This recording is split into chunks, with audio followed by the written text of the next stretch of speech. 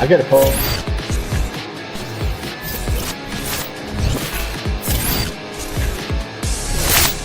And here we go.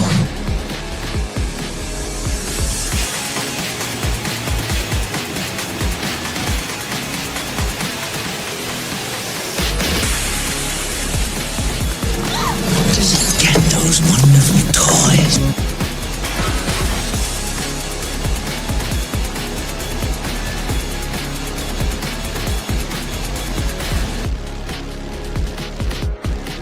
Are you playing in the bathtub with your little doll? Action figure!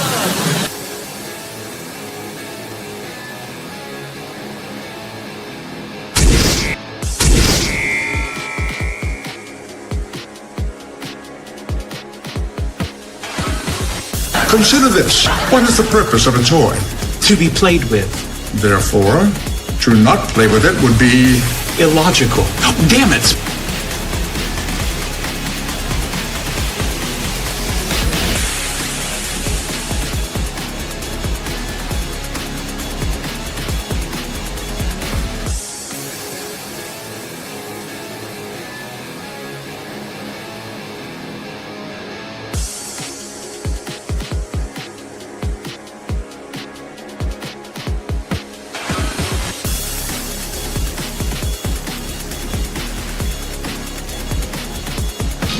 You can do it, Wonder Wheel. I don't want to go through life being a Wonder Wheel murderer.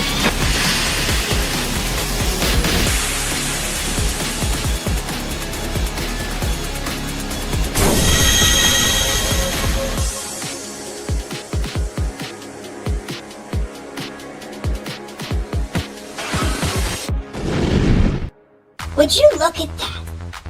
A toy show. What do you say we go in there and see what they got? Step right up in here, all about wonderful plastic pieces of marvels. Only here on Collectable Past. Welcome back, everybody, and Merry Pigmas, Merry Christmas, Happy Holidays, Happy Hanukkah, and all the other good stuff. We hope that you are having an awesome one. Holiday spirit is here upon us, and there are a few things that will be mentioned towards the end of the show, and I am saving for the end of the show on purpose. But I want to wish you all a very, very Merry Christmas, and I hope that you're having a good one. And I see some of the people already hanging out in chat. I know I'd seen Chaos earlier when I was trying to upload something. I didn't have a chance to say hi. What's going on, Chaos? What's going on, Superfan? Gap After Dark. What's going on, man? Happy day to you. Merry Christmas. TL29, what's going on, man? I hope that you're having an awesome holiday as well. RR, what's going on, buddy?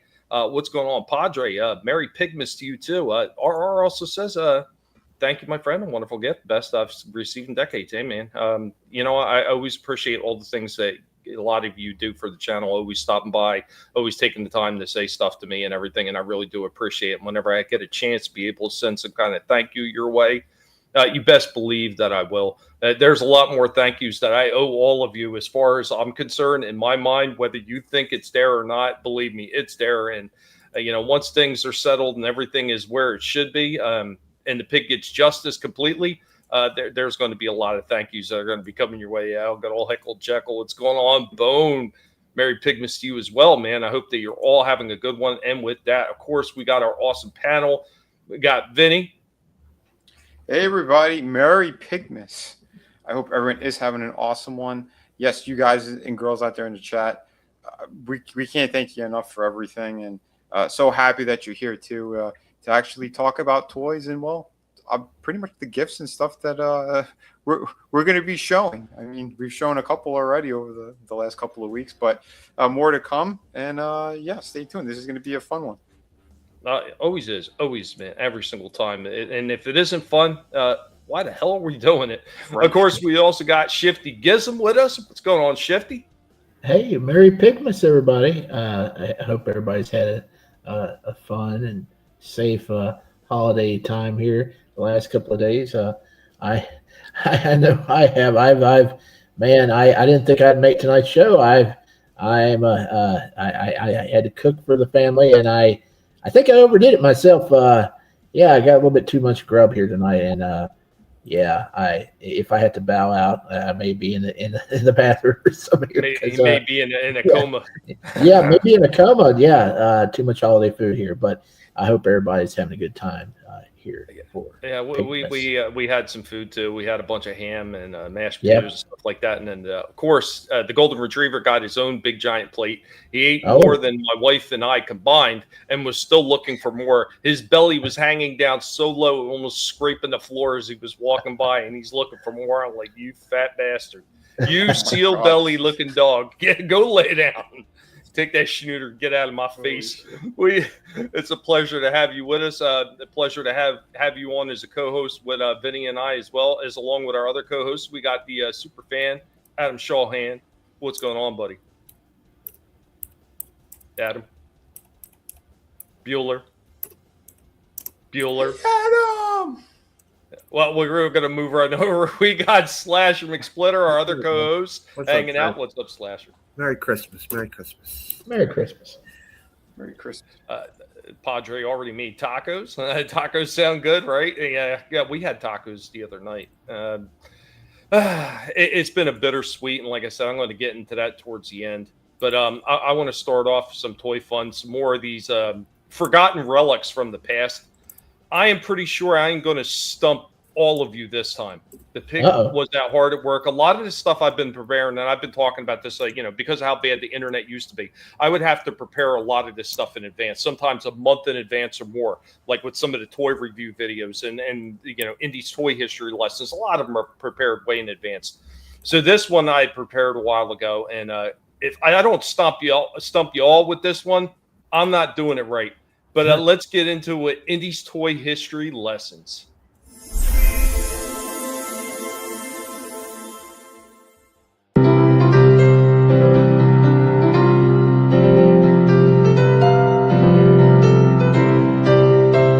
Welcome, one and all. I am your Professor, Indy, of the Guinea Pig Collective. And now, we are going to get into some toy history.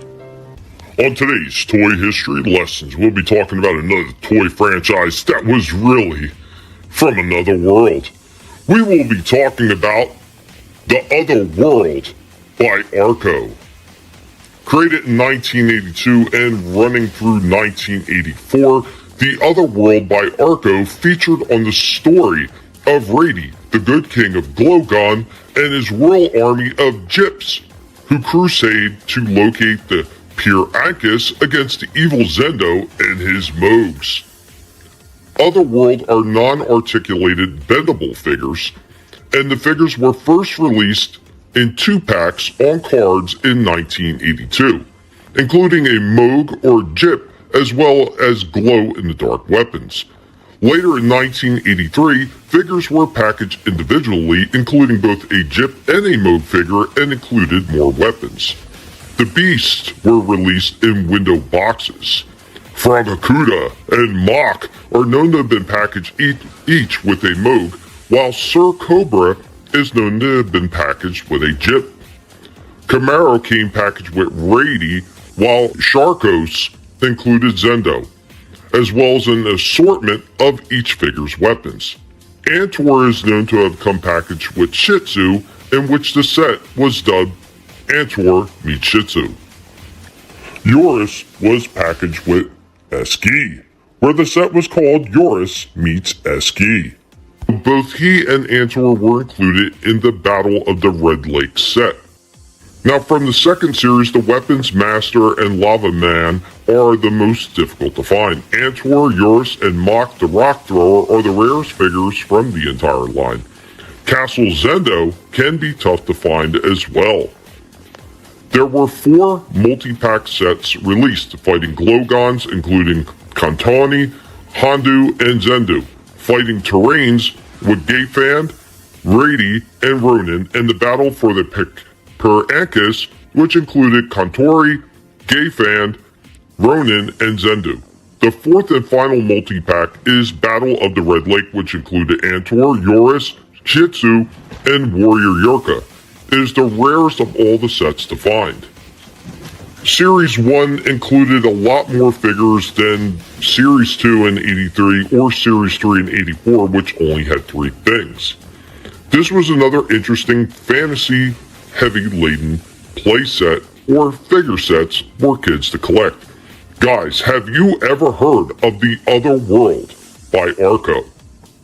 Guys, thank you for joining me on this toy history lesson.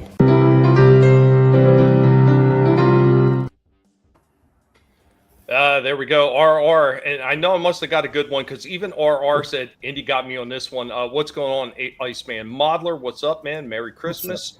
Happy holidays to you. And I seen Katie. RR is also in the house. What's going on? Red, good to see you here. Merry Christmas to you as well. Merry Pigmas. Thank you all for joining us. As always, guys, remember, go ahead and share the links out there. And I know Katie did it earlier, and I really do appreciate it. Before I could even get on it, she had already shared it out. But, guys, be sure to reshare the links out there to let everybody know we're going and we're having a little bit of Christmas fun. And thank you again for being here. And thank you for an amazing year. But, guys, go ahead. Thoughts on that one? I remember seeing some of these, and I always thought they were just Dungeons and Dragons figures ripoffs. I didn't know the name of these things. Yeah, it's not one I was familiar with either. I did see a couple. Especially those little egghead guys. I've definitely seen those. Yeah, a couple of the figurines did look a little familiar, but yeah, I never followed it. I had no clue what the hell they were. So I did it right, is what you're saying. Yeah. Yep. I've never heard of these. Never. I told you guys I'm going to stump you. And I finally did it. I could stump the whole panel. Flash is the only one who sees. I have a vague recollection of this, and Vinny's like, I think I might have seen one of these. Yeah, I did see some of those figures before. I really just thought they were like dollar store versions of the LJ Dungeons and Dragons figures. Like, you know when they did like the flea markets and stuff, or when they had like in school, they'd have like once or twice a year they'll do like bring whatever you have, and that's where I've seen them, but only like one or two.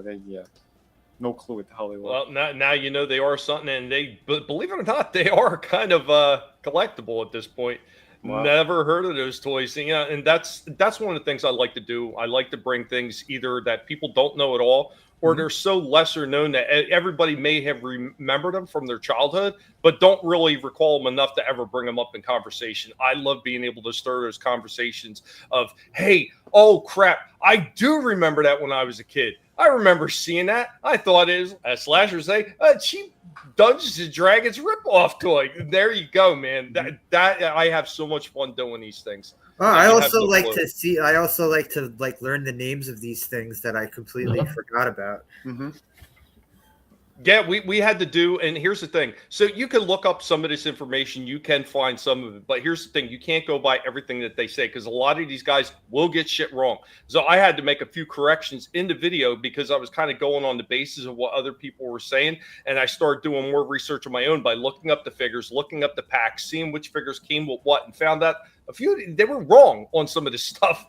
And you got to watch out too. A lot of this stuff is AI generated and everything like that. So while they may have some of it right, they don't have all of it right. Once again, the pitfalls of AI. Yeah, TLM. Yeah, I know. Sometimes it gets tough to be able to get in the figure reviews, especially when there's a lot of money being spent on these things. But yeah, man, if you ever get around to it again, man, have some fun with it. Always, just try to have the most fun you can with it. So many people will try to follow some kind of formula. I don't follow a formula. I just do whatever I feel like doing. And why it hasn't worked out like stars and banners for me yet, I know why, because YouTube hates me. And a lot of other people are still seeing that to this day. Granted, some of these people are starting to get their channels back, but I've been warning about it for over 6 fucking years. Nice. Yeah, cool. Printing the final piece of the Hercules statues. Yeah, man, I've seen some of that. Looks awesome. What's going on, Steve? Man, good to see you. Almost done food since Friday. Kick-ass fever. Yeah, I hope that you're feeling better from that, man. Oh, man. Getting sick is no fun, especially around the holiday season. But yeah, man. Exactly. So that's my opener. But I've got another one for you. So of course, since it's Christmas, and a few people know why I really didn't feel like filming anything, but the wife came out like big time for Christmas. Even though we were hurting for money this year, she still came out big time. And I filmed this one today because I was just like, I have to, because this is too damn cool. It's something that I had mentioned before I wanted to get, but guys, let me know what you think about this.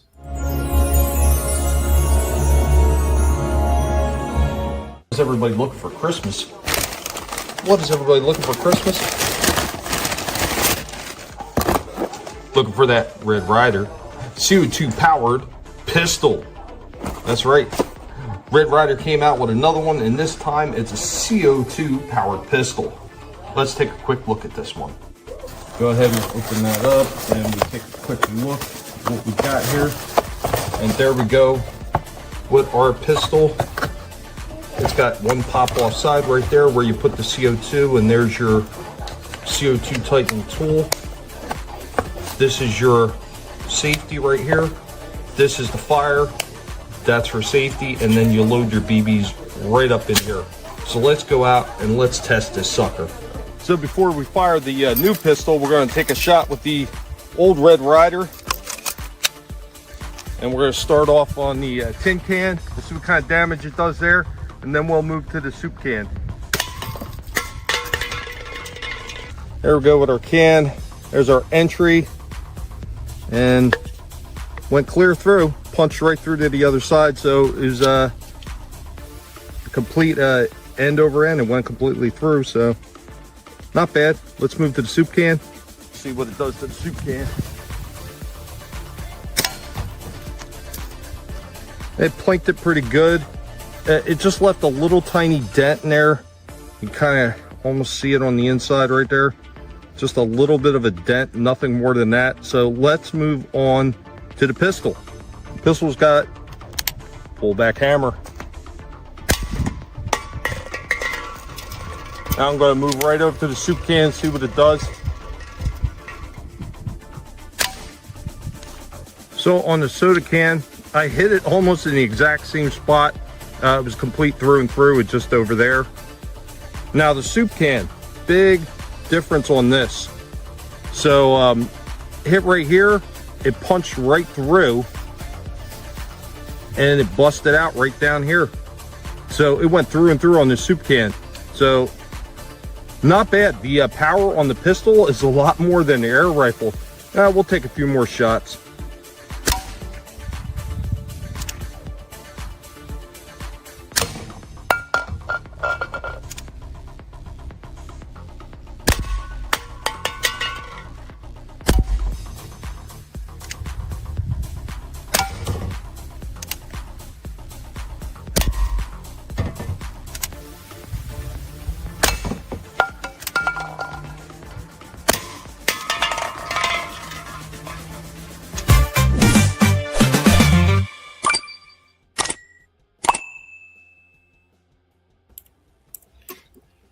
Dude, that's so cool. You put your eye out, kid. Right? Yeah, through and through like a hot knife through butter, man. I can't even tell you. Iceman says he's got the Colt Peacemaker BB gun. Very nice, very nice, man. Dude, that's awesome. Dude, super happy with this one. I wanted this one. It's the soup can limited edition. The soup cans lives matter. But yeah, I seen this and seen they were doing this, and dude, I was like, I gotta have this. Like, I got the Red Ryder BB gun. I want the pistol. And my wife not only managed to pick it up, she picked it up on a steal too. She only wound up getting it for like $20. Like, and on sale, this thing was going for $29. So she got even cheaper than the best sales that are out there, because it's normally about $40 for this pistol. So, well, yeah, man. Well, let me ask you: Did she hide it behind the desk after you had to open up all your other presents, and was she like, "Hey, what's that over there behind the desk?" Nah. But she did give me it last, and the very, very, very last gift she gave me was a whole new box of CO2s, because I'd ran out of all my CO2s when I used the M1. It was a great score, man. And yeah, the pistol having more power than the rifle wasn't. Well, I can't even say it wasn't what I expected. They literally say on the site that it was supposed to have more power than the air rifle. So, I mean, I was hoping that it would, but you just never know with these things. But holy shit, man, that thing came through. It was a lot more powerful than the freaking Crossman, which says over 1,000 feet per second. It feels like because that Crossman, there's no way it's making it through that can. I just don't see it. That thing hits like like a hamster kicking. It's not very impressive. But this thing, very impressive. I'm super happy with this. This actually kind of, lifted my freaking mood a little bit because I was feeling pretty down in the dumps. And once again, you stay tuned to the end of the show. You'll find out why I was miserable for days. These guys thought that I had went out and killed a bunch of people or something. It wasn't good. But, so before I hand it off to all these fine gentlemen, because I know they're chomping at the bit. I know a few who said you didn't? Well, sorry. Bad pigs don't tell. But before I hand it off to them, as always, we're going to do like we always do. And, I'm going to give you one more thing. Oh, there's one more thing, sir. One thing. Just one thing. Oh, one other thing. Just one more thing. One more thing. One thing. Oh, one more thing.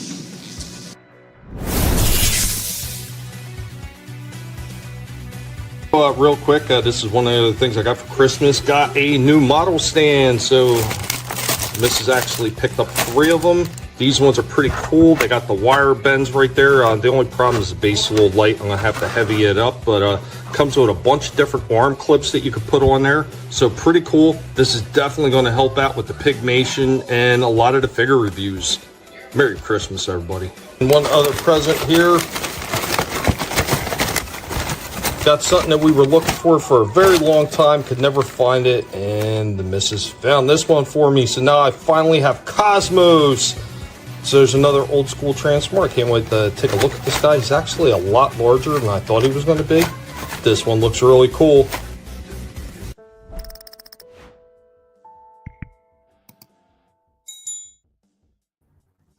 There you go. One more thing. The little figure stands, they're pretty cool. A lot better when I was working with the old one. The wife said that thing better be in the trash now. And I was going to use it for the BB gun. And that's why I used the BB guns, Iceman, for, testing the toy's durability. Because obviously I put a gun to those things. They're going to go bye-byes. But seeing how well they held up to a BB gun is kind of like the acid test for quality of the toys. Go ahead, Shifty. I can't wait for that review of Cosmos because I had him when I was a kid, and I've been thinking about maybe picking him up. And I can't wait to see what you think about that one. Yeah, I'm pretty stoked. I've been wanting this one for a while. And as far as Cosmos, I have 2 of the original Cosmoses.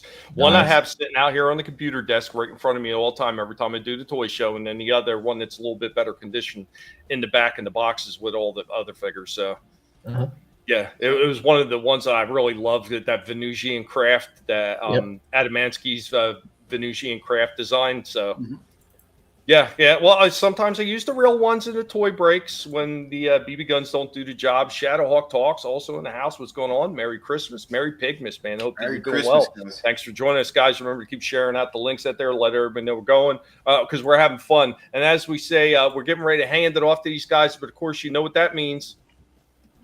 Toys from bygone eras. And after that, the guys are going to Christmas candy cane fight in the back. No knives today because it's the holiday spirit. So they're just going to beat each other to death with candy canes. And the first one who wins is going to be doing their first review after this commercial break.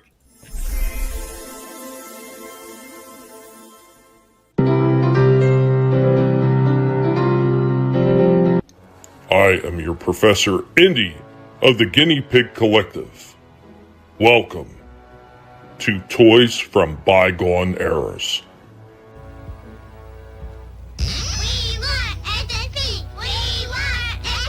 You got them. Here's Kenner's SSP Pee-wees. They're great little SSPs.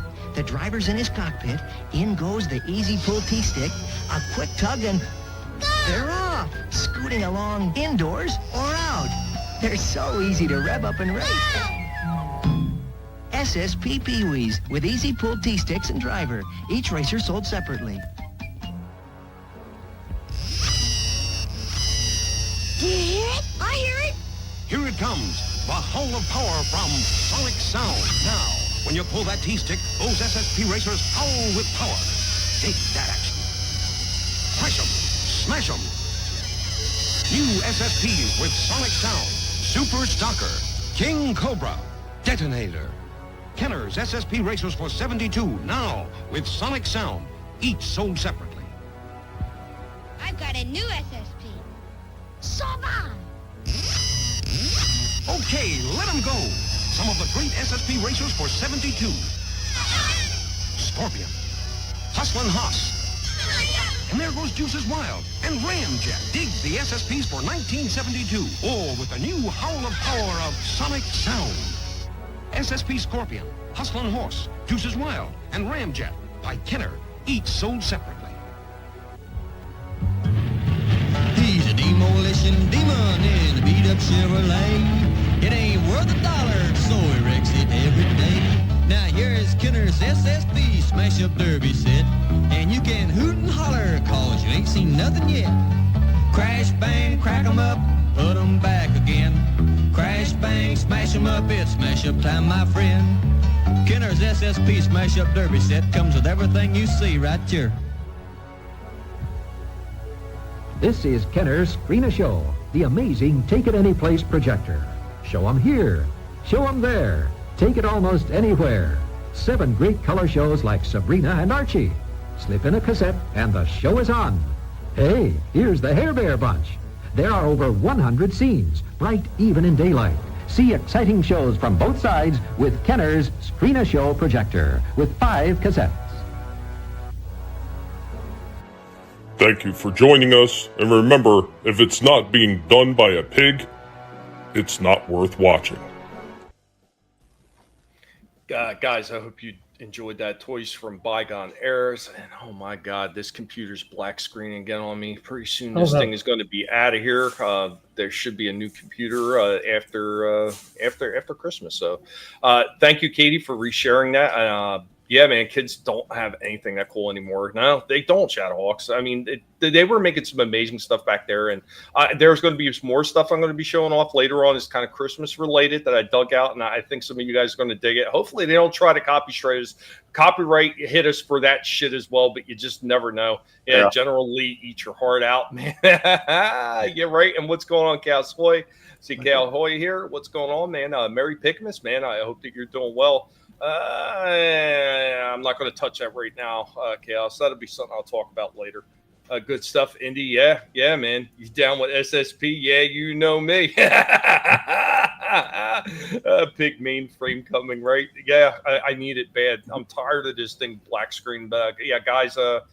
Anything more you want to say about Toys from Bygone Eras before one of you take the stage? Because I heard some deeply disturbing battles with those candy canes in the back.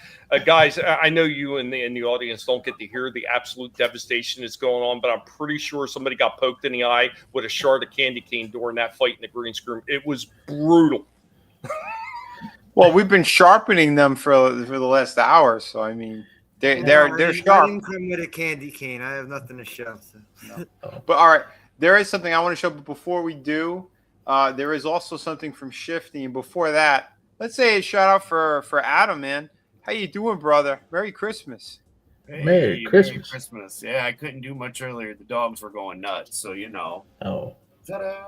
Boy, he's all dressed up, looking sharp, looking. I know he's all decked out for this show. Look at this guy. He's putting us all to shit. I don't even have the big cam up. Thanks, Adam. Make me feel even more like garbage. He's got a tie and everything. Hey, that's right. He's bringing the class. You got to dress for the show, and I mean, this is the holiday show. It's the show, man. It's the show, the only show. Beautiful, man. Well, it's awesome having you, bro. So let's get into this too now. Oh, dude, always a blast. Here, let me share a screen because Shifty's got something for everybody. Anything you want to say before I play it? Oh, yeah. It's a holiday poem from Shifty. There we go. Here, and away we go. 'Twas the day before Christmas, and all through the store, people were hustling and bustling, doing their seasonal chores, buying treats and presents that brought holiday joy. An old lady even asked about a yo-yo in an aisle full of toys. I was just browsing, nothing of need. The section was crowded, so I moved on with speed. As I turned the corner, something caught my eye. On a rack of random stuff sat a green dragon guy. As I moved a bit closer, I realized what it was. The elusive were-dragon that was once a buzz. Never found in stores, only online. But there was a catch, just for a limited time. I couldn't believe it. I couldn't believe it was true. And guess what was behind it? A Streets of Rage Roo. I grabbed both, and electronics I ran. But an even bigger surprise was when they both were scanned. Both were on clearance, both hard to find. I bought both up, now they are mine. Where Dragon is awesome, and Rude freaking rocks. I bought one a while back, now they can box. Walmart came through with scores that are dynamite. Merry Christmas to all, and to all, a good night. Dude, that was awesome. That was awesome, brother. Yeah, I couldn't believe it. Like it was packed, right? And I was just coming out the aisle, and I saw something green. I have bad eyes, but I saw something green in a white box on a corner of that shelf, and I ran over to it. I was like, "Holy shit! I've never seen this sucker." He is awesome, and wow. And then I saw the Roo behind him, and if I can find any more, I'm going to send it to the guy down there in the corner. Because these things are really cool, and I know Slasher would like to probably add these to his collection. So if I can spot any more of them, I'm going to send them your way. I'm going to check out a couple of more Walmarts in my area because I don't things in my store. Yeah, I don't know where they came from because I'm at that store all the time. They must have just had a shipment in for Christmas, but it's weird though. They went right to clearance. They didn't even go on the regular toy rack. They went right to freaking clearance. Wow. Yeah, they were only. You said these were only able. You could only find them on like eBay and shit. Well, now because they put them up on Walmart.com originally, and they sold out. They're available now, but they're going for like 3 or 4 times what they usually do. Roo used to sell for like $8, and now it's like 21 something on Walmart. And you don't want to pay that much for that. It is a good figure though. But you can find it cheaper probably if you just look around. And I'm going to check. I got 3 Walmarts in my area, and within the next week I'm going to go over and look. I may see if I can talk to the toy manager of my Walmart and ask, well, what the deal is. How did they get those? Because that Were-Dragon though, that sucker is amazing for the price. It's usually like $9, like $8-9. It's insane how much details in that one figure. Did they only make 2 Altered Beast figures? That and the werewolf. Yeah. So they didn't do the bear. They didn't do the bear or the tiger. Okay. No. But those Jack specific Sega figures are really, really nice. It was crazy to see that it was Jack's doing these. Yeah. I didn't know Jax did anything since they lost the wrestling license. Mm-hmm. Yeah. Hey, while we're talking about licenses and companies making figures, the big news dropped yesterday. Playmates next year they're parting ways with Teenage Mutant Ninja Turtles after 40 years. That's crazy. Well, I mean, they flooded the market anyway, and then the license is basically given out to everyone. So there's nothing special about it anymore. I guess it's just why should we pay that much? Yeah, I think that's a big loss on their part with all the things that they have been doing, and they've been starting to do it right. I mean, it is kind of disappointing to see that. But how many times are they going to redo the same old figures? Yeah. Well, I mean, don't get me wrong. Yeah, they've done some of the reissues and stuff like that, but then they put out a few things that were different. So. While some of it's rehash, there's always people that want to be able to recollect that older stuff anyway. I mean, that's why things like Transformers, G.I. Joe, that's why they always had these anniversaries where they reissue some of these ones that people never had the chance to get, or maybe they lost and they would like to recollect it, or maybe a new collector that's just getting into it that would like to get some of the older style ones. So I don't necessarily fault them on that. I just fault them on not being able to keep up with the pace that a lot of the other companies are setting by coming up with some really, really cool, interesting new designs. I'm saying not that they didn't do any, they just didn't do enough as far as I'm concerned. Yeah. Yeah, it still is an end of an era for sure. Oh, I'm sorry. Nope. What'd you grab? Oh, RRs, yeah. The end of an era. Yeah, I think it is anyway. But 40 years. That's really funny because when I put the end of an era on the banner for the show, it wasn't for that. That did work out though too. It's just weird how it always does seem to work out like that with all of us. I mean, right? we're just like in so much sync all the time. It's absolutely disgusting. I hate every last one of you. Bah humbug, you sons of bitches. Yeah, I think that's when you head up, which that's hilarious too. Oh shit! What the hell knows? What do you want for nothing? But speaking of fighting, here we got I got a pretty damn cool review here. But nice, Steve, nice. It's a father and son fight. What did he get? He's finally scored the 6-inch R2D2 from the Black Series line. He's been looking for it for a while. That's awesome. Retro Reptile, what's going on, buddy? Man, there's our buddy. There's one of our buddies who've caught the YouTube bug, shall we say? Right. Merry Pigmas to you, sir. Yeah. Oh, by the way, yeah, folks. Was that throwback? What's it?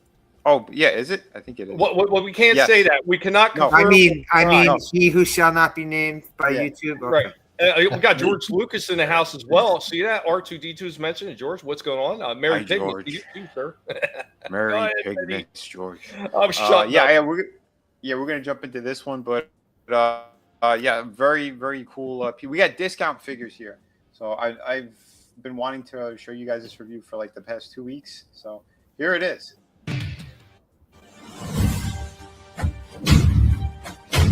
Oh, nice. Hello, everyone. I am Vinnie Mella. You guys know me as Vinnie Art, formerly designer of McFarlane Toys. And today I'm going to be opening up this really cool set. I found these at Ross. So we have Tekken characters. We got Kazuya and Heihachi. So we got father and son. And I'm going to be opening these up. I figured I might as well do a double review since these are companion pieces.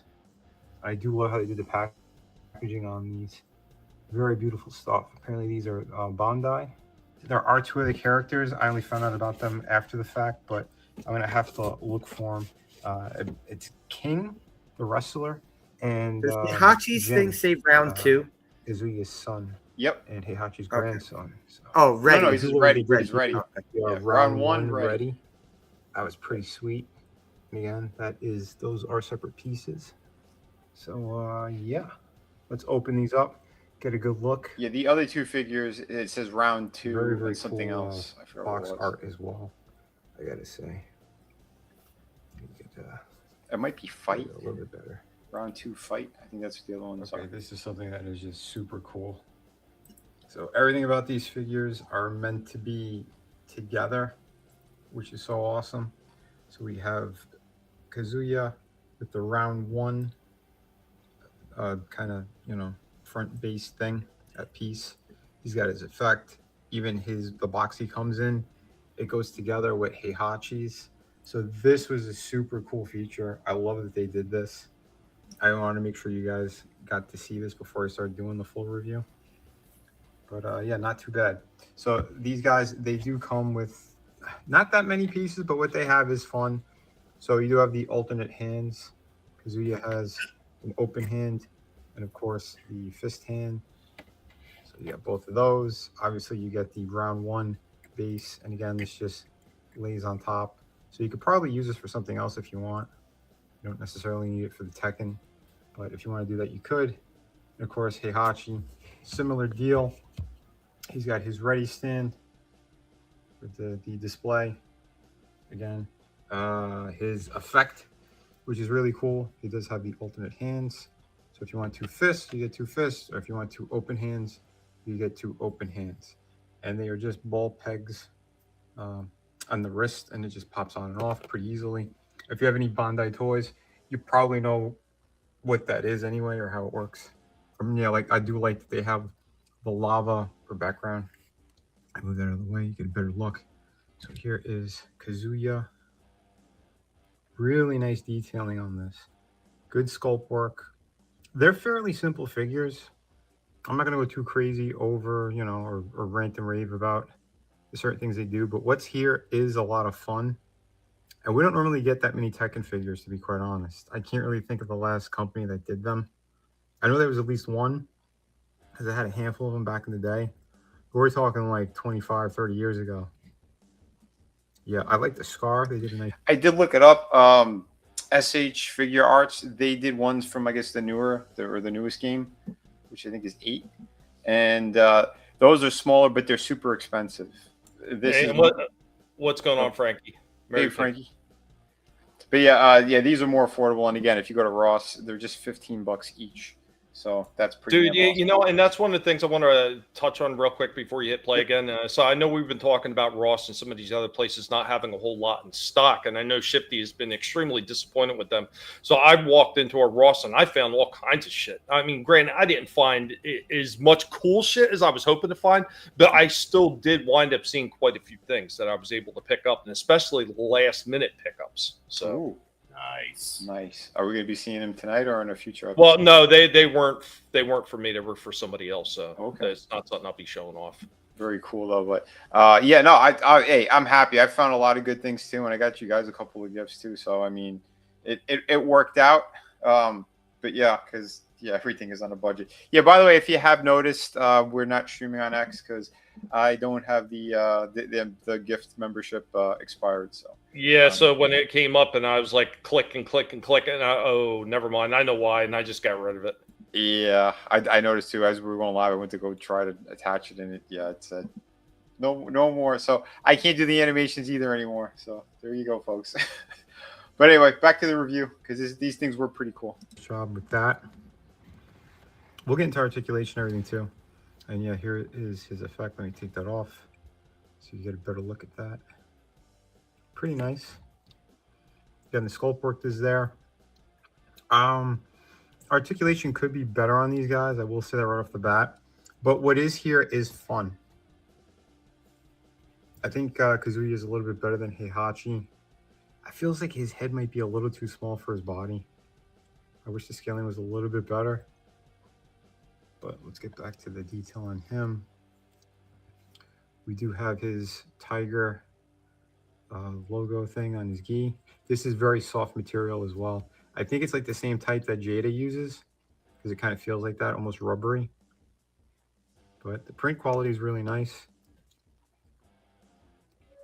Here you get the wraps around his arm. Feels like it's all like a...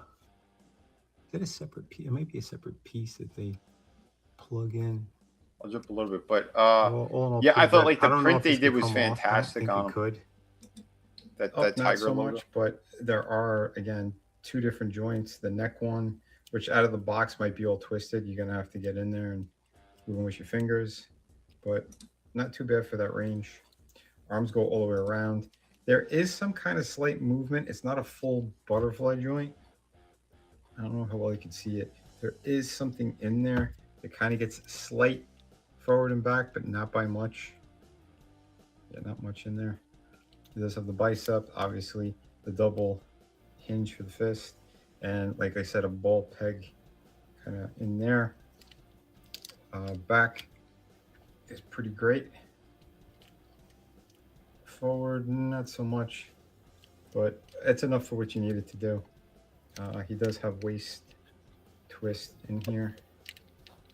I'm trying to see, it's not a ball joint. He does have drop down hips. Not crazy about that, because as you're moving these guys around, it looks kind of ugly, but they're kind of, as you can tell, because they're connected like that. But you need them to do that stuff in order to like get the leg up, in order to do some of the moves that they're kind of known for.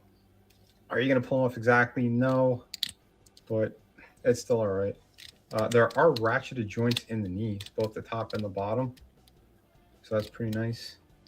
Ankles, some kind of ball joint. I can't really see too well what it is. Might be a hinge and swivel kind of setup, but not bad.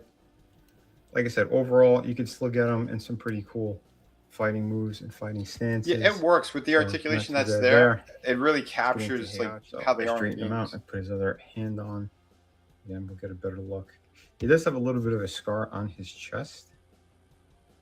You know, in the original games, he had something like that.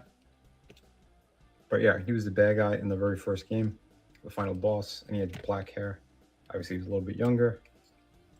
But yeah, pretty good range, I'd say, in the arms and the shoulders. Again, there is that slight movement, but it ain't much. Biceps, same going on with the elbows, the wrist, the bull peg kind of joint. Head, kind of the same deal as Kazuya. Not too bad, but like I said, you're going to get this happening a lot where the neck starts to twist. So you got to kind of get in there and move it because they're two separate pieces. So that's going to depend on the range. He does still have a hinge, but obviously the gi makes it more limited for the front. Not for the back, though. The back's fantastic. It goes all the way back. Front, not so much. This is a separate piece.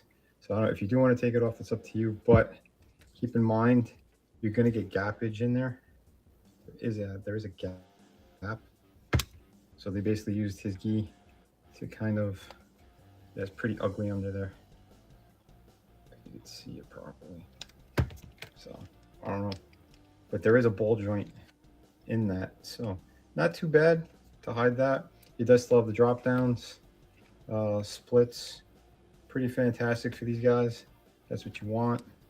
Obviously, he does have the knees ratcheted, just like the other one. Oh, you get a little bit better look at how well, it's kind of hard to see here. How the foot joint is. So there's like a swivel in there and a bit of a ball joint. Yeah, they're a lot different than your other standard figures, but here you guys what you want. Here's some different fighting poses.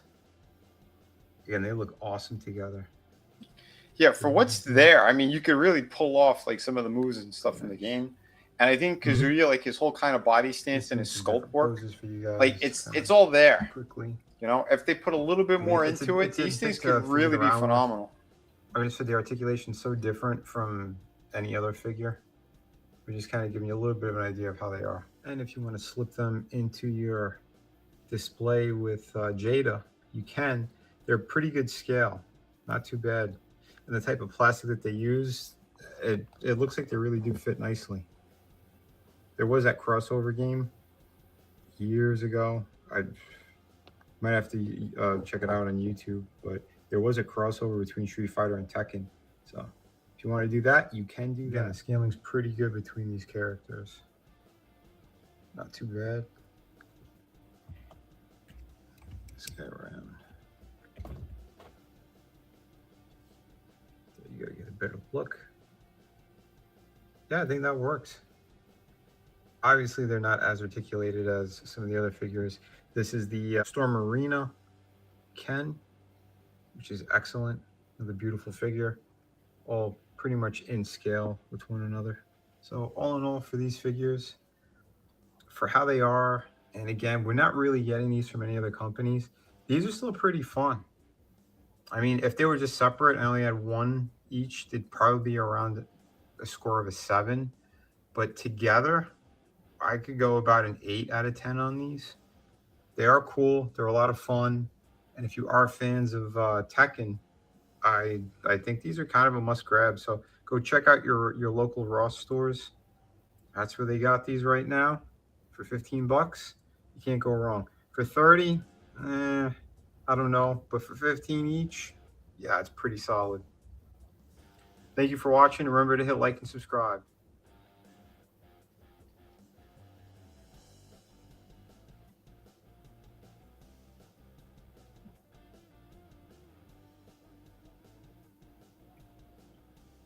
Nice. King looks pretty cool. Be sure to pick I up didn't my see these Volume two. 3 art book. Say that again. King looks pretty cool. I didn't see those two at Ross back when I saw King. Okay. They had a whole bunch. They had a whole bunch of them, but I didn't pick them up that day. And when I went back, he was gone. Wow. Yeah, we did not see King at all over here. They had these two, and then I eventually did find Jin.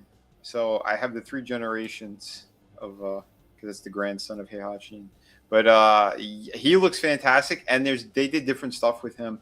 I haven't opened him up yet, but I did see that they have like a plastic rubbery material for his legs that's very like movable, and he can hold his pose, which is really interesting. Wow. Yeah, because this one's all solid, his white pants and all that, and I figured it would have been the same, but I'm like, wait a minute, there's no joints in there. What's going on? Yeah, he's got articulation underneath, and it's pretty incredible. I haven't seen any other company tackle that, so when I do the review on him, I'll take out these two, and we'll do comparisons. But pretty sweet. Yep. Nice. So there you go. So Shifty, you're gonna go next. Oh, does anybody else have anything? Oh yeah, we all got stuff. Well, here I could show off one other small thing. Okay. So phrasing. we were talking about DDs and everything. Mm-hmm. So here we go. That's the $35 scrapper from Hasbro.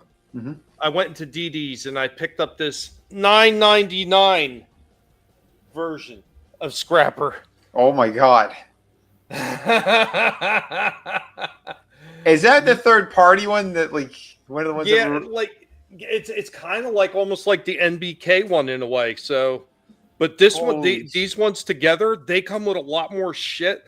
Like see if I could turn the box around quickly. Does it build a knockoff Devastator? Right there. Oh, and look, shit. he has a gun too, where the other one didn't.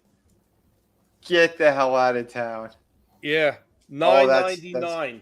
Wow. Did they have all of them? Nah, they only seen 2, but wow. Now the hunt is on. The colors on that's pretty nice. Well, it's like the original Diaclone version of what was Devastator before he was Devastator. So yeah, it was like they did a yellow and then they did like an orange color that was very similar to this. I mean, obviously a little more orange than the yellow, but yeah. So it's kind of like a throwback to that. So Dude, that's awesome. Yeah, I'll be doing a review on that one eventually. Hell yeah! I picked up that and I picked up what would be Hook. Yeah, for $9.99, Steve. Yeah, Steve. I may have something for you. So I found something at the same place, at DD's, on discount, and I'll talk to you later. I've been feeling out of sorts and everything, and Steve knows why he asked, so I told him. Yeah, every kicking a metal garbage can. But it's a shame that we didn't know about DDs till like here recently. I saw somebody post something on Instagram about them. You could have been hitting that store up for who knows how long. Yeah, right. And who knows what I could have found if I would have known about it earlier. But like I said, I just looked at it and I just thought it's probably like a clothing store, like a Marshall's or something. I don't care. And yeah, missed out on some good shit. But if you're going next, Shifty, or if Adam's going, whoever's going, you guys had the candy cane fight. I'm out of this. Adam, you got anything?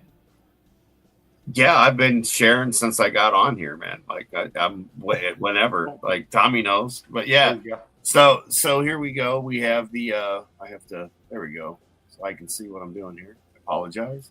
So we've got the Ric Flair plates with the times he held the championship, of course, and here we have, of course, the title that Nathan got today, which he was so excited about, the Survivor Series gold. Very next nice. to the United Kingdom title they did. And now we have on brown leather, after talking with Mr. Fisk and a couple other panelists and a couple other people via the interwebs. But that was kind of the idea, So there it is. There is the big gold belt with the Ric Flair, and I took the WWE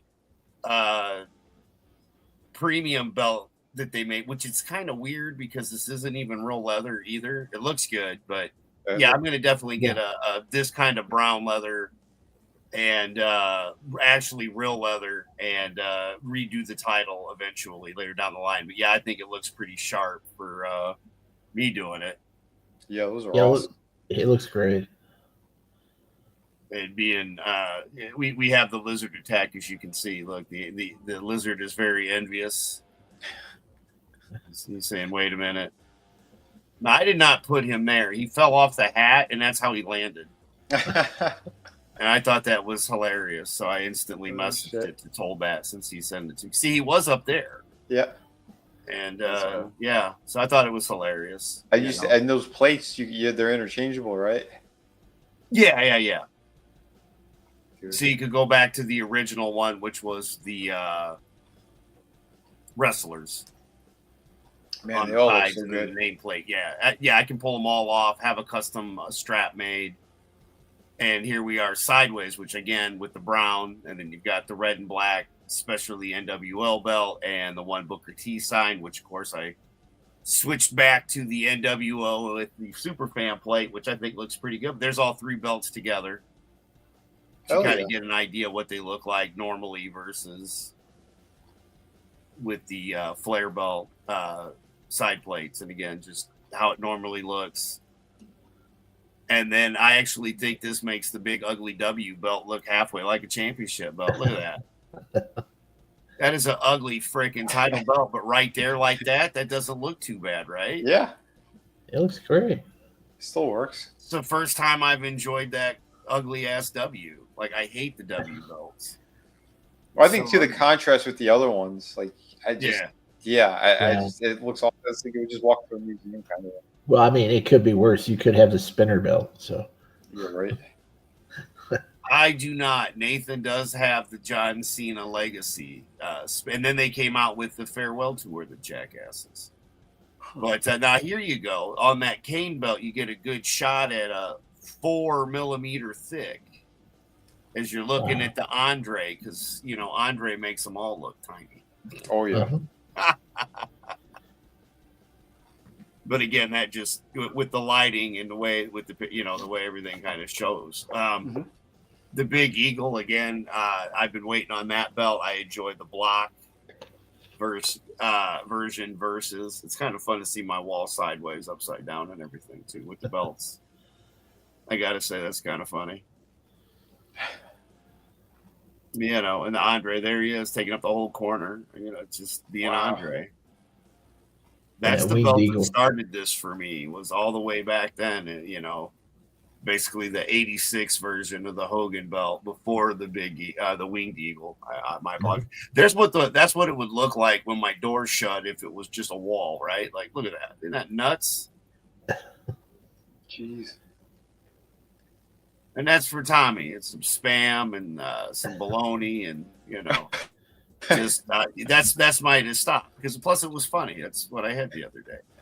You'll embiggen me for a second, please. There we go. And let me know when I'm embiggen, if you would. It never shows up on. There we go. There you go. So, just because that title, look at that. There we go. That's awesome.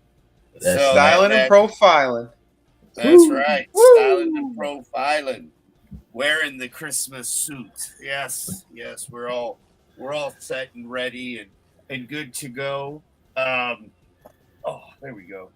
So but there it is in all its glory. Created one of one by me. Again, I thought this was a really good looking strap to throw this on. Look at how sparkly it is. Yeah, that's classy looking. Sweet. But from the NWA title to this. February 22nd, 1986, the Nature Boy Ric Flair debuted this title belt. Damn. And I think this is a real good job. I do say so myself. I'm very, very proud of it. and happy to have it in my collection, and glad to be able to share it here with all of you. Thank you very much for beginning. I am finished, everybody. Thank you. That's dude, awesome, that was awesome, Tommy. Yeah. Sorry, Adam. Holy shit, good stuff. Good stuff. It was a lot of fun, you know, getting because I made the Steve Austin one because I got the 2mm. Because I have a 4mm plate, which is on the wall next to the Big Eagle, and the one that I was showing next to the big gold belt was the 2mm, and I was able to just take the plates off and put it backwards, the belt on backwards, and that's how I got the rattlesnake look. Oh, that's cool. And it's still an official belt. I just flipped it around. You can't find 2mm. That originally everything came in 2mm. Okay. And then the newer ones started coming up with the 4mm plates, which look good, but the TV titles technically were 2mm. Just a FYI. From a real true wrestling fan, baby. From the old days. Stig wants you to wear that belt while throwing him into a wall sideways. Oh shit! Nice. Well, that's cool. Hell yeah! So, all right, we'll jump over to Shifty. We got something from him right now. Yeah, a little unboxing. Hey, what's going on? It's Shifty back with another video. And hey, Merry Christmas, everybody. I'm just showing off a few figures I got on Amazon last week. Yes, Amazon. Wasn't a huge issue with them this time. They packed everything nicely and it was delivered with care. And yeah, I pulled the trigger on a few figures, maybe one I probably shouldn't have. But, you know, it is what it is. You do dumb things during the holiday season. And I got the orb. I've been talking about this character for a while now and mentioned on the show a few times. Really cool character design. The figure, I don't know if he's worth the $14 I gave for him because his joints are really gummy, really cheap. This is one of those Marvel Legends figures that looks good, but doesn't feel too good when you get them in your hands. But hey, if I just pose them like this on my shelf, I'll be happy with them. I don't know if that's worth the $14, but I'm not going to send them back because I got some plans for them. I'm going to take that eyeball head and find me a really nice and crazy looking symbiote figure with like a lot of arms and legs, and try to put that head on there. I think that would look neat, and maybe find a white helmeted head to put on this character. I'll have to look through the G.I. Joes and Marvel Legends and Star Wars figures, see if I can get somebody with a white helmet and put on this figure to make him look more like a I don't know, some patriotic character, or you know, an evil Knievel type dude. Yeah, I think. Yeah, an evil Knievel look would work. I was going to ask, is that interchangeable? Could you put normal heads on there and it looks okay? Yeah, it just pops right off. Okay. Oh, the way that they sculpted it and stuff. It's, yep. All right. It's hinge peg. Okay. The hinge, yeah, with the round. So yeah, I gave a little bit too much probably for it in hindsight, but it is what it is. He still looks cool. Oh, and he does come with a couple of pieces to the Puff Adder Build-A-Figure. Man, I got a lot of pieces to a lot of Build-A-Figures, but never a full set.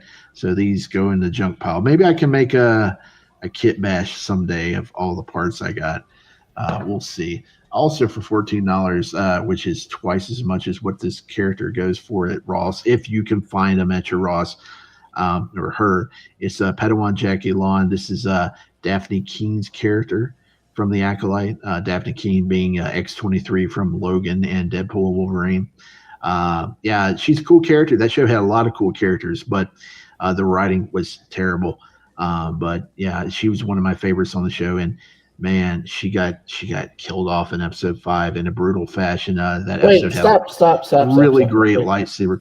Wait, Tommy. Tommy. You rang. Should I rewind it a little bit in case you missed that, Tommy? Get Notice that at the bottom, Shifty. Yes, get rid of that.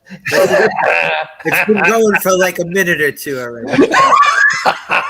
I don't want to say nothing either. Oh, shit. Choreography. I mean, those fights were probably the best in decades. Really good stuff. Really brutal death. But a cool figure. I again probably paid too much for it, but hey, if Ross doesn't get stuff in your area, what are you going to do, right? Yeah. Hey, what's going on in Shifty? Nice. Yep, and the big one's coming up later. I got a slight unboxing of the big guy, the big man. Goldberg figure? Huh? No. How many Well, Goldberg figures do you own? This is crazy. No. He's bald though, but it's not Goldberg. No. Get a big You press the button and he says, "You're next." I wish that would be pretty cool, but no Goldberg. This joke needs to end.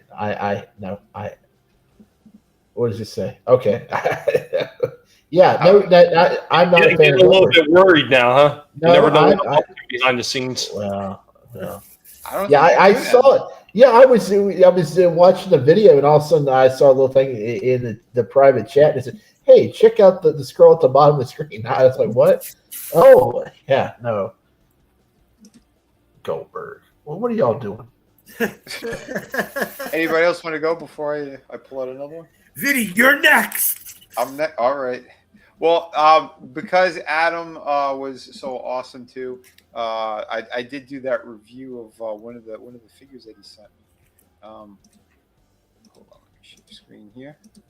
And I think I'm going to do some work on this one as well. By the way, there's no Goldberg in my closet. Creator here. You open his closet and it's actually Bret Hart wagging his finger at him, saying Goldberg's a piece of shit. I mean, that's it. I love the meme that's going around. The Adam sent me too. There's Bret Hart saying "Merry Christmas" to everyone except for Goldberg. Except Goldberg, yes. Art and former lead designer McFarlane Toys. I'm going to be doing a quick review on the Scarecrow. Yeah, my friend Adam had picked this one up for me for Christmas, so I think I will be doing a quick review. Obviously, classic McFarlane. They have the wrong image on the back of the box. There was a very famous cover with this specific look, and leave it to Todd to not do it right. I might actually do a paint job on this guy too. I don't know, we'll see, but I will be opening him and giving him a quick review. So right out of the box, yeah, again, classic Todd. Let me get this back together. Oh my God. Wow. That's some quality control right there. So here he is out of the package. He's not a bad looking figure. He actually does have a lot of good movement in him. But we do have a glaring issue, and that is the head. Whichever way you go to move him, this thing is like coming off super easily. Granted, you could put it on quite easily as well, back in place, but yeah, that was bad engineering. Overall, though, like I said, the movement is pretty nice. The design itself is very specific. I think that Jorge Jimenez, I believe he's the one who designed this one from that storyline. Not bad. It does have like that Asian flair to it, or Japanese kind of look, which again, yeah, he has a pretty decent movement in there, despite having like, these are all layered.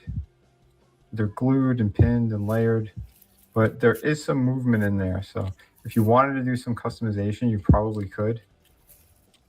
He does have the skinny legs like he's supposed to have. Like, the proportions are correct, and the design is pretty unique. I think a wash, like I said, or just a new paint job altogether could really make this thing pop, because it's not bad.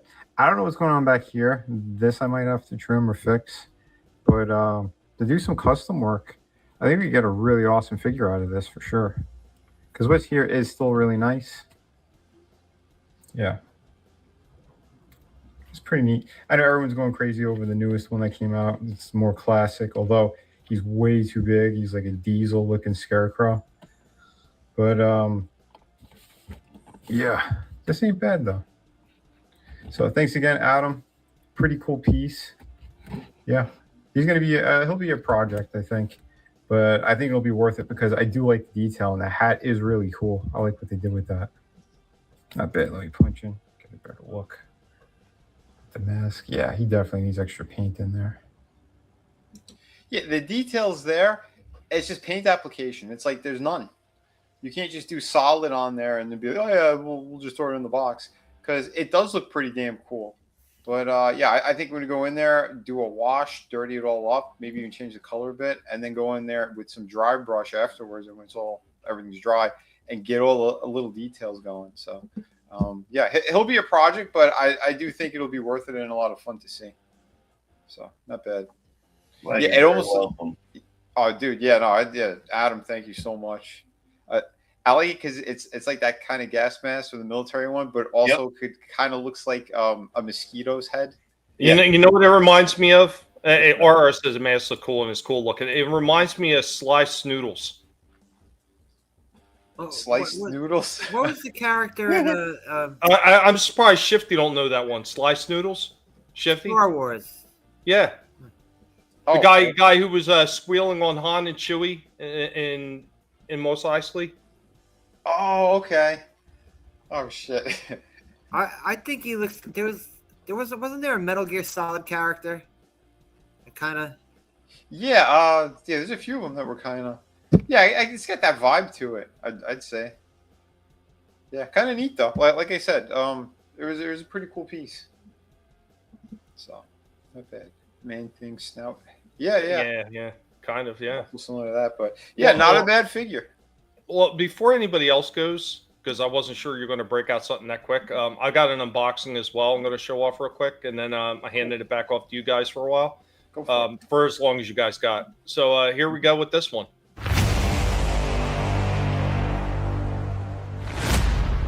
Zooming in on the biggest and happiest face in the collective. Right, Indy? Oh, you sniffing that camera? Oh, Barnes, you trying to get on it too? Oh, Barnes, you got the happy face too. Happy piggies. As we are getting ready for unboxing time, piggies. Oh, yeah. Show you with the box. What was in the box? What's in the box? What's in the fucking box? We're here for another Guinea Pig Collective unboxing.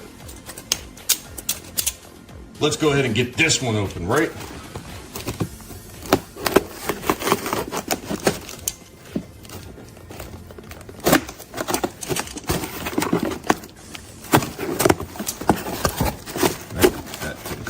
And I did that. There we go. This big Balisong butterfly knife. Now, what do we get this time? What do we got?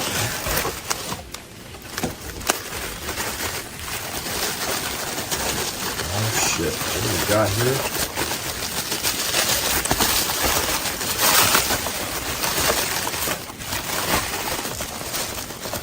Diorama's falling apart on Captain America. We got the Avengers. We got the Ultimate Captain America.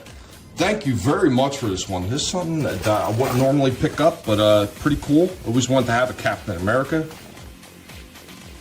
We're going to have to get this one out of the box. We're going to have to take a look at this sucker. So there we go with that Ultimate Captain America. Thank you, Adam. Appreciate this. Had me a little confused because I didn't understand who was sending it originally on the box, but we did find out. Thank you, Adam. Really do appreciate it.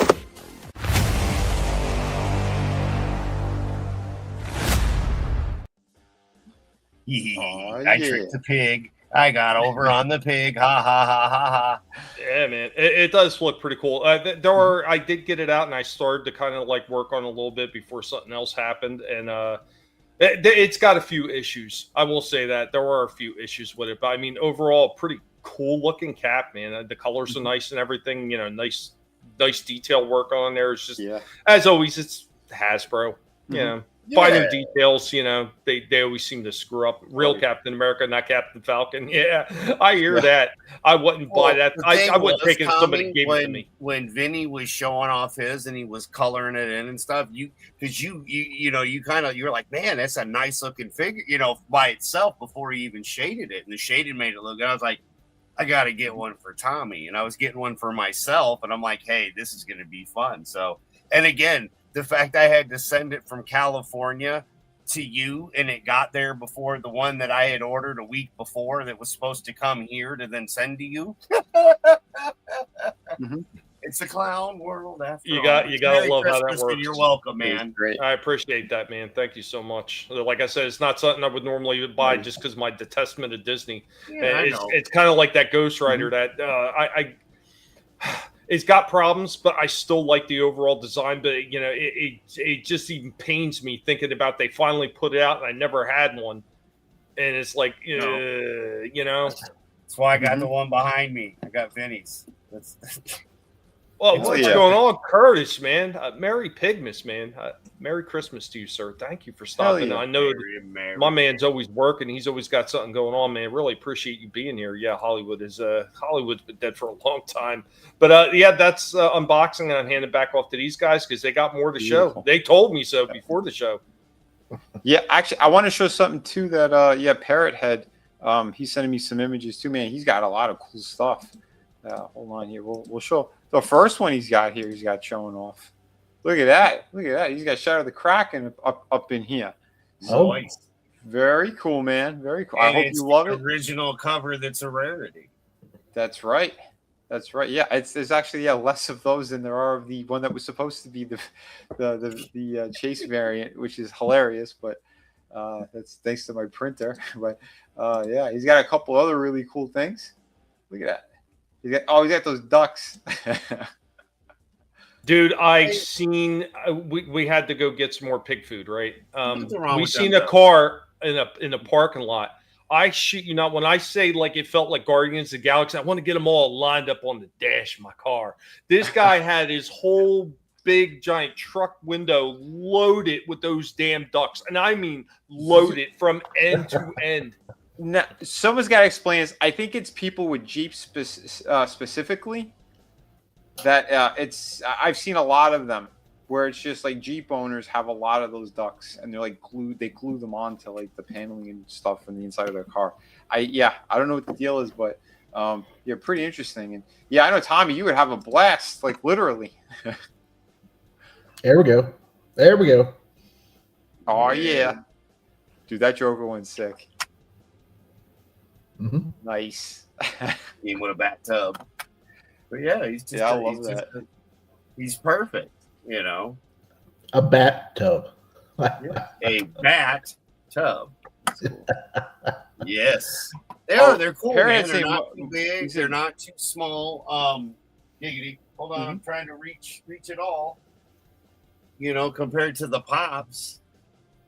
Oh yeah. Yeah, they're a good size. You know. Yeah, I don't know why the ducks aren't more popular than the pops are, because they're way better sculpted. You get so much more for your money. Yep. I mean, it's a better design all around too. Quack lives matter. Right.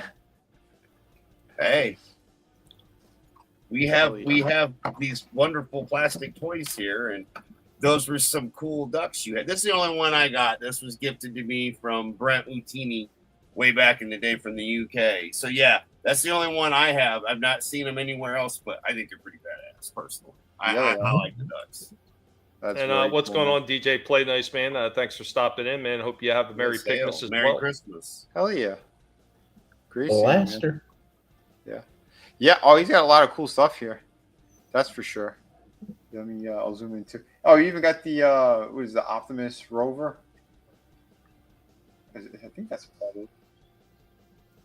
Yeah, pretty cool stuff, man.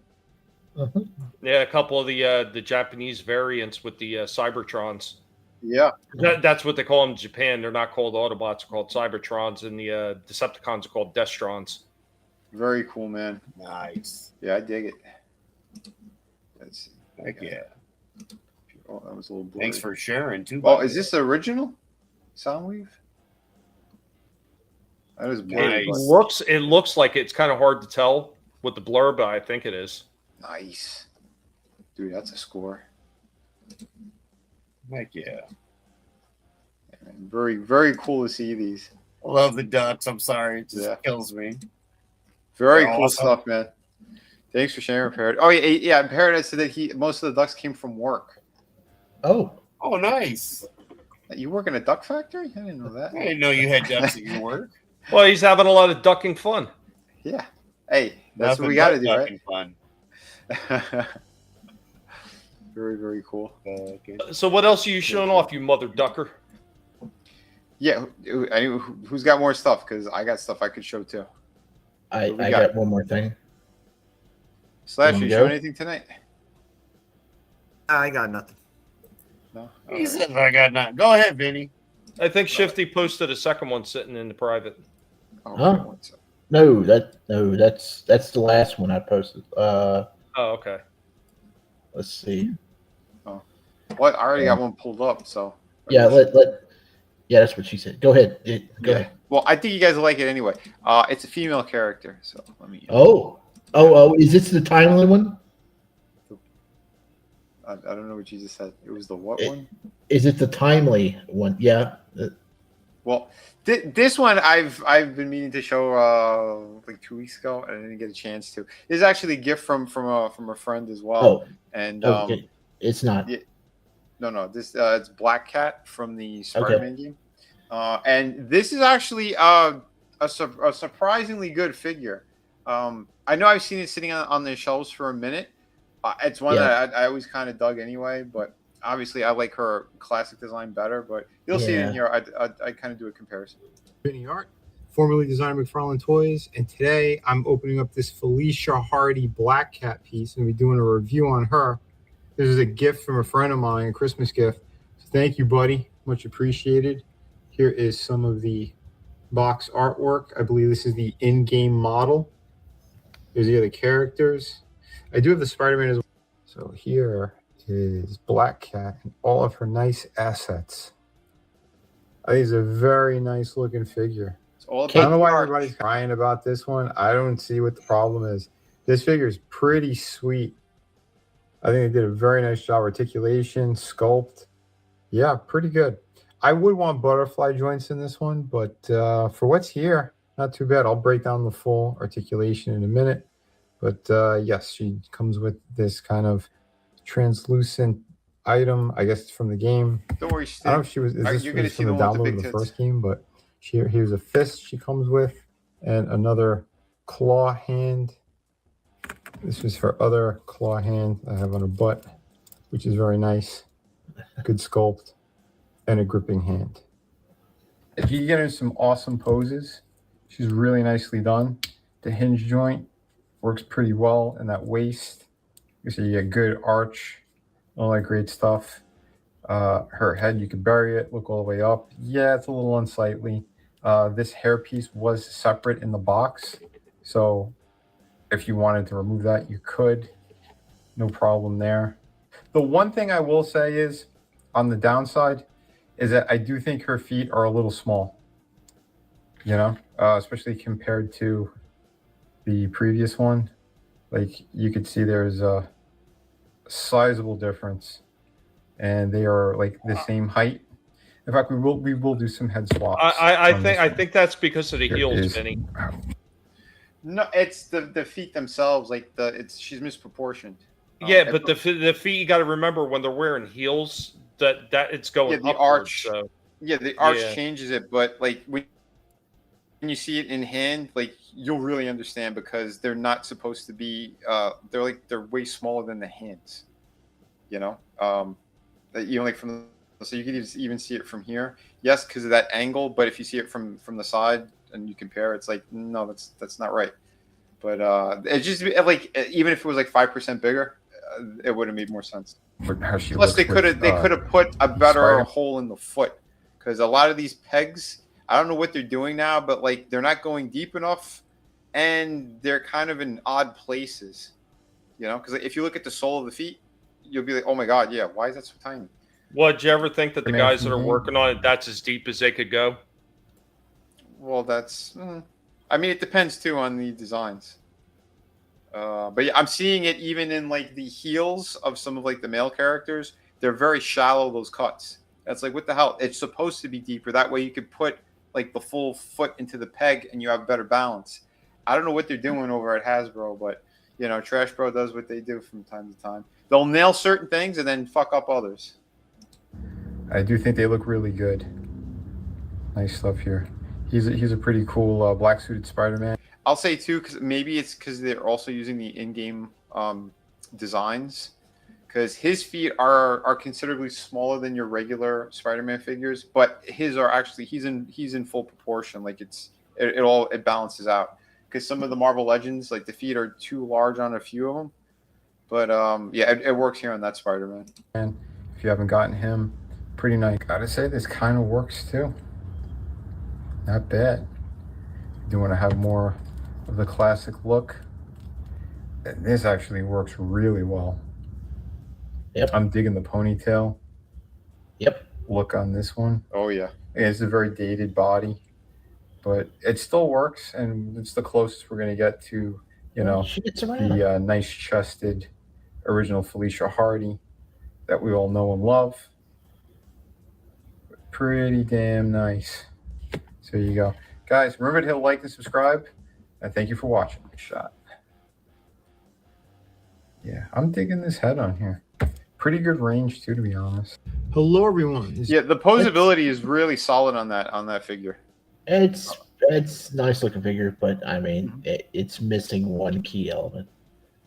Yeah, we need that. We need the cleavage and yeah, we need that window. Yeah. I don't know what they did there, but that's the design of the game. So we know what the gaming industry. Yeah, over and over again too. They keep taking what was traditionally the look of the characters and it starts slimming them down because it's offensive. I guess they must stay locked up in freaking like soundproof rooms all the time their whole life, because if you go out in reality in the real world, guess what? There's cannons out there. Oh, cannons. Yeah. This is true. Big fan. Huge, tremendous fan of cannons. Love them. Yeah. In the game, it's revealed she's a former lover of Peter Parker, right? And in the original version, the PS4 version, Peter looks like, a credible person that she would have dated. And then they redesigned Peter to look like Tom Holland, and he looks like a 14-year-old now. So it's really hard to believe that she and him got together now since they redesigned Peter. So it's retarded what they ended up doing, because they wanted to that's the studio, that's Sony. He looks younger than Timothy Chalamet. It's oh my god, mismatch. Yeah, and the body, because it doesn't match up, because when it had that young. His body is like longer and more masculine looking, so you're having a child's like face on a grown ass man doesn't work. It's bizarre. His original head, the original Peter Parker design was fantastic. I loved it. That's the one that I have from the very first game. I love what they did with that. It's like Black Cat kind of molested Peter Parker, because that's the whole. It looks like a complete. Total age gap right there in the new game between it's awful. So wait, here's my question too: is she in the sequel? I would think she would have to be, because I never played it. I know her thing was. I haven't.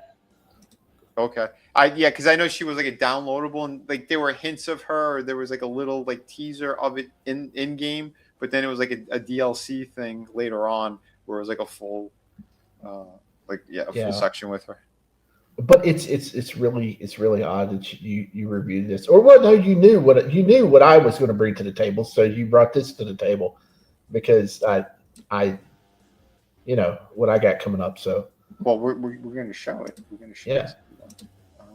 But again, overall, really nice piece though. I thought they did a phenomenal job. Yes, design wise, we could talk about that all day, but the figure itself, very happy with what they did there. So let's pull up yours. And there we go. Sorry. It was playing by itself. There we go. So, to go in line with the Game Reverse stuff, because we've been showing that, here's Shifty's. Back with another video, and this is an unboxing or a post-unboxing video. I've already cracked the figure out of the package, but I ordered something on Amazon, and I know I kind of swore off doing that. I admitted to as such on the show multiple times, because I had a couple of bad experiences back earlier this year, and over the course of this year, there's been a lot of reports of Amazon taking the easy way out, or taking a really weird approach and delivering some of the larger Marvel Legend sets and other toys to the front door of people's houses with just a sticker on the package with no box, no envelope or anything. And I think Hasbro stepped in because this figure showed up in a little mailer box inside a larger package with some of the other stuff I ordered. So it looks like they stepped in to alleviate the situation. But you have to check the option when you order something like this. You got to make sure it does have an option to where you ship it inside of a box, because they will stick a label on it and they will not care if your package is damaged, if you're a collector or not. So make sure you see if there's an option to mail it in its cardboard box or whatever it has. And yeah, they had a sale last week and I took advantage of it. It's a Spider-Man Gamerverse Marvel Legends Kingpin figure. Usually goes for like $50 and I got it for $32. Good deal. And usually I'm super willing to take a chance on discounts of that nature, because I like the big boys, and especially Marvel Legend figures, the big ones. And this is another one added to the collection. I got this for several reasons. Just not only because he's a big dude, I could switch out these parts for my Gray Hulk or a Joe Fix-It and have another Joe Fix-It on hand. Also, I have a Shadow King head that'll work really well with this suit, and the cane and everything. If you've ever seen one of these bigger figures, it's basically the same thing. You're not going to get much moving out of the midsection or any clearance here in the thigh or the hip area, but he does have really nice movement. I know Tommy always talks about ratcheted joints in the Transformers figures, and I think it feels like they have the same thing in these Marvel figures, because they click into place when you're turning the shoulders around. He's not tight, but he is, stiff, and he feels, really, really well put together. The plastics is fantastic on this figure. Nothing feels cheap about it. Just great articulation in the spots that you can pose up well. Unfortunately, there's only one. It's not double jointed in the elbows, but I mean, you're not. I don't think anybody's expecting Wilson Fisk to get into some crazy poses. He just needs to stand there and look like a badass, right? I do have one super big gripe. He does come up with pointed hand. Well, there's some parts right here. You see the shiny spot here. I think that's glue or something. I need to take some acetone to get that off. But he does come with multiple hands, 2 fists here for Wilson Fisk, and he comes with a gripping hand for his cane and sort of a pointing hand. I need one more hand. I'm going to have to look online and see if they had any different ones for the past versions of Kingpin, because this ain't cutting it. I need a gripping hand. I need one either for a chokehold or just one I can just grab somebody's head and just do a iron claw. He doesn't have that. You can't. Shifty's getting you violent. can't really do it with that hand, and that I need that on this figure, and it's a shame they didn't have that on there. That seems like one of the first action poses that you would give him. Also, this is the secondary head. I think it's much better than the regular one. Not to say that this one's bad. I just think that one is, man, the sculpt on that is fantastic. Fantastic. Kind of looks like Danny Houston a little bit, like a big fat Danny Houston. It kind of does. I kind of see that. Yeah, nice, but 2 good heads. This one's the better one though. And size wise, let me put him up against a regular Marvel Legend figure, I thought, why not open up the latest release of Daredevil, who I'm going to kit bash at some point. He's man, he's a big boy compared to Daredevil there. But yeah, nice, really nice figure. Daredevil's not bad either. That suit is going to look really, really nice. I got ideas to what to do with this.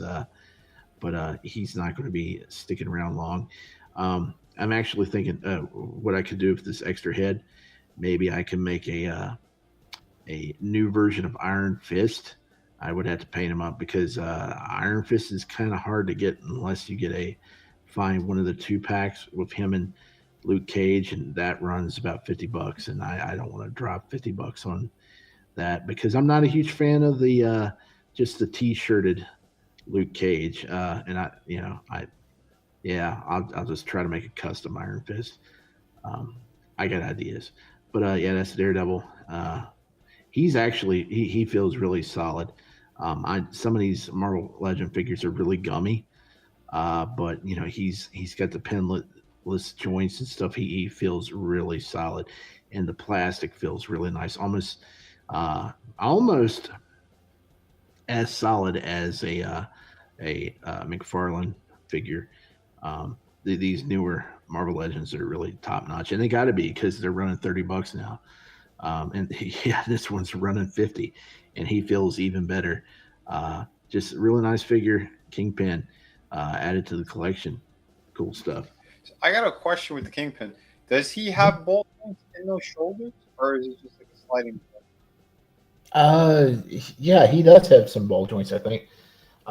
They don't, it's not a lot of clearance on them, but yeah, he's pretty poseable. I mean, it's probably like the Joe Fixon and stuff. I mean, he's not super poseable, but he's more of a figure you're going to have sitting on the shelf pose. Just sitting there looking cool. That's statuesque. It's like Juggernaut, right? Mm-hmm. Yeah. Although Juggernaut, you can get him in more. Yeah, you can get him more dynamic poses for sure. But yeah, we got a business guy. Although in the game he was fighting Spider-Man, but yeah, overall generally you want just a really cool looking badass. The boss. Yeah, I kind of wish he was wearing the white suit, but they've already released the white suit before. He don't look bad in the black suit. But like I said, him in a black suit like that, I can just swap out the Joe Fixit stuff and have another Joe Fixit character. So see, that's great. That's really cool. So there's no neck then. It's there is, but there's no clearance. Because he's got such a fat head. I mean, it has the hinge on it, but there's no movement on it. So if you put a gray Hulk head on there, it would cover up the neck joint. Oh yeah, it should definitely. Well, I don't know because that head is bigger than the Hulk head. Mm-hmm. I think you can pop the neck piece out if you heat it up. Because those are like pegs and it has the hinge on top. But I wouldn't recommend doing that for a figure that costs that much. But no. I think if you just push the head down, it would cover up any of the tan color. I really need to find where I put my Xavier set because it's got the Shadow King head, and I want to see what that looks like on there. Oh yeah, that should work too. Pretty nice. We do have a request from Iceman Modeler. Is please do stop motion animation with those toys. Yeah. Oh no, people do.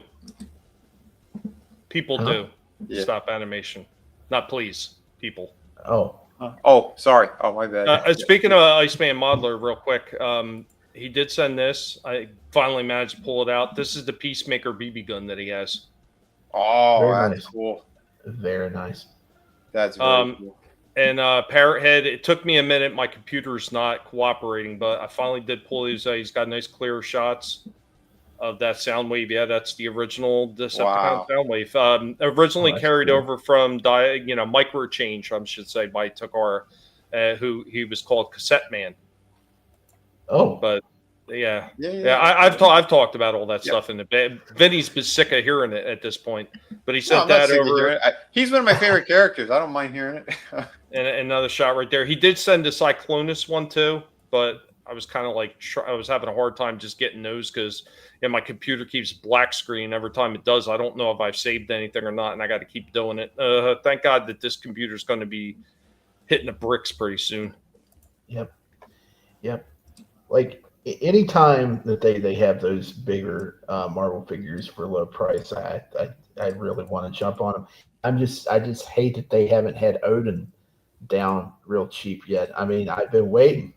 I want that figure, but no, he's still. He does look. I seen him in person as well at a GameStop. I thought the same thing. Too expensive, but man, he looks good. $55, I think he costs. Yeah. Ouch. Hello, Tina. Merry Pigmas. Christmas to you. Merry Christmas, Tina. Hell yeah. Merry Christmas. Yeah, or it is a better name, but sometimes the Takara ones that came with a few more things. Not that you necessarily need it, but the original Cassette Man came with fake headphones and everything. So, I mean, all the design elements that they came up with, like even his weapons turning into two AA batteries to store into his back. It was such amazing designs that they came up with. I mean, Hasbro just had the wonderful idea of packaging them all together with a backstory, which really did sell the whole line if it wasn't for them. Yeah, this computer, it's been dying for a while. I know it, but did you guys have anything else? I definitely do, but I mean, if you got more stuff to show too, yeah. I've got a few more things. Like I said, I had stuff prepared way in advance, So I've got a toy spotlight, and it's kind of like a seasoned toy spotlight. So this isn't necessarily a toy that I have that I'm showing off, but I thought it was something that has to do with the holidays, and it's something I talked about before. I said, let's do this as a toy spotlight, guys. I hope you like this one, and God, I hope they don't try to copyright claim this.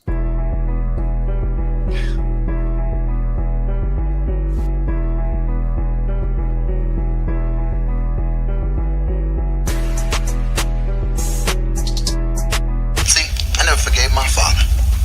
I remember one Christmas I wanted this one special toy, Johnny 7 OMA gun. Remember those, don't you? No. I still remember the commercial like it was yesterday. Your squad is ready for you to lead them through. With Johnny 7 OMA, you charge. Two kids playing out in the backyard. Johnny the Peter, enemy sighted. Roger there, open fire. Fire grenade. Bullseye for Johnny 7. Watch out, tank. Fire anti-armor shell. Fire anti-tank rocket. Johnny 7's got him on the run. Johnny 7 fires bullets like a rifle. Fires like a Tommy gun. Now it's a cap-firing pistol. You've won with Johnny 7, the one-man army gun. And then Johnny will whip out his Johnny 7 OMA one-man army gun. 7 guns in one. Count them. 1 is a grenade launcher. It's 7 guns in one. Let's count them. 1 is a grenade launcher. 2 is an anti-armor gun. 2 anti-armor gun. 3 is an anti-tank gun. I see you, buddy. 3 anti-tank gun. 4 is a rifle. 4 bullet-firing rifle. 5 is a Tommy gun. 5 Tommy gun. 6 is an anti-aircraft gun. 6 anti-bunker gun. Just in case somebody survived, 7 was a cap-firing pistol. 7 cap-firing pistol. There's no other gun like it. To be sure, look for Johnny 7 OMA, the one-man army by Topper. Thing looked like a blast.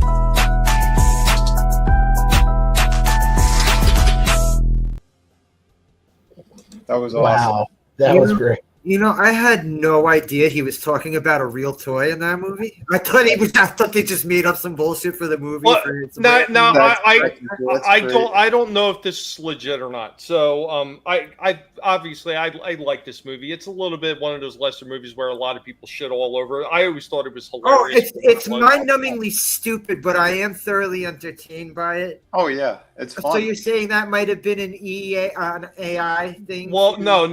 What I'm saying is somebody said that is actually a deleted scene. So I don't recall if it's in my original version or not, whether he went through the whole spiel like that or not. But somebody tried to say it was deleted. I've seen him go through that whole fucking me too. Yeah. Okay. And maybe they're just remembering it wrong.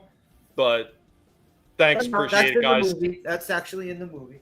Okay. I didn't know if it was on my DVD version or not. Like maybe there's versions of it with that's cut down. And he just talks about his dad didn't get him when he went for Christmas. I don't know. Maybe that's why they think it's deleted. Now, are you sure this is from the Jingle All the Way movie, or is this from Shazam? Sorry. That's Jingle All the Way. Matter of fact, I just rewatched it today, and I found an interesting thing today. So I put on HBO for a while, just trying to lighten the mood, and I put on Christmas Story for the sheer hell of it.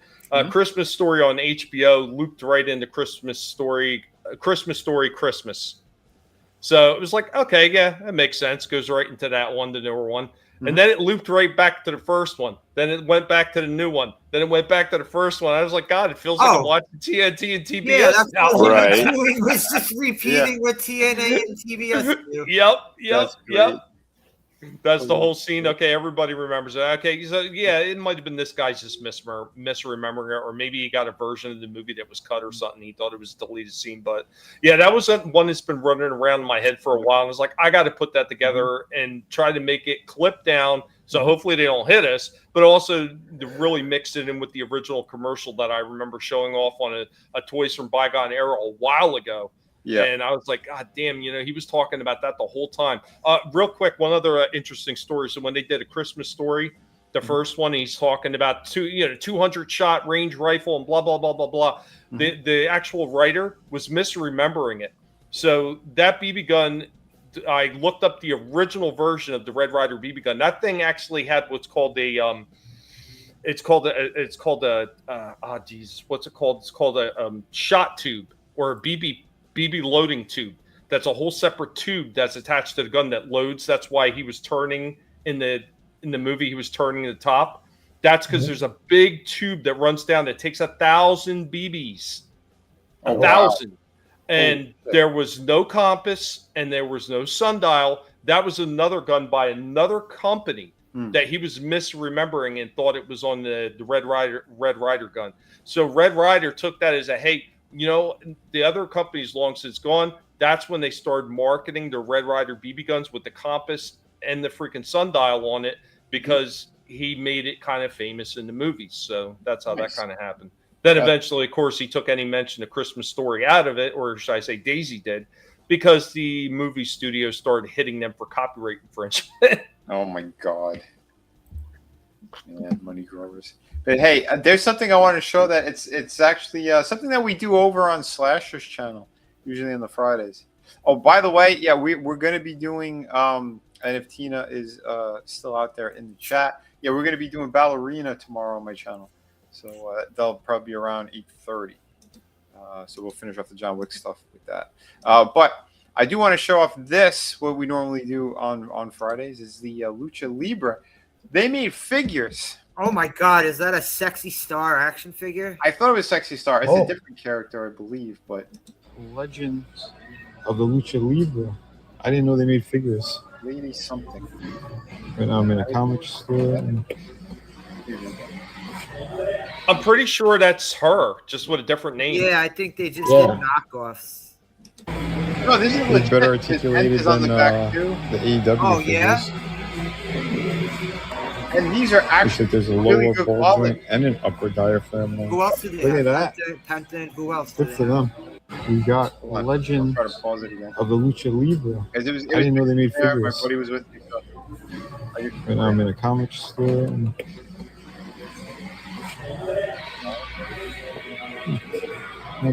Yeah, I saw some of these on eBay.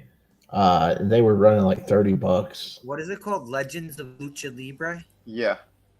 Yeah, Penta was there. Shit, who was the other characters? I thought I had it in the shop, but I guess if they got Penta, they gotta have Phoenix. Maybe.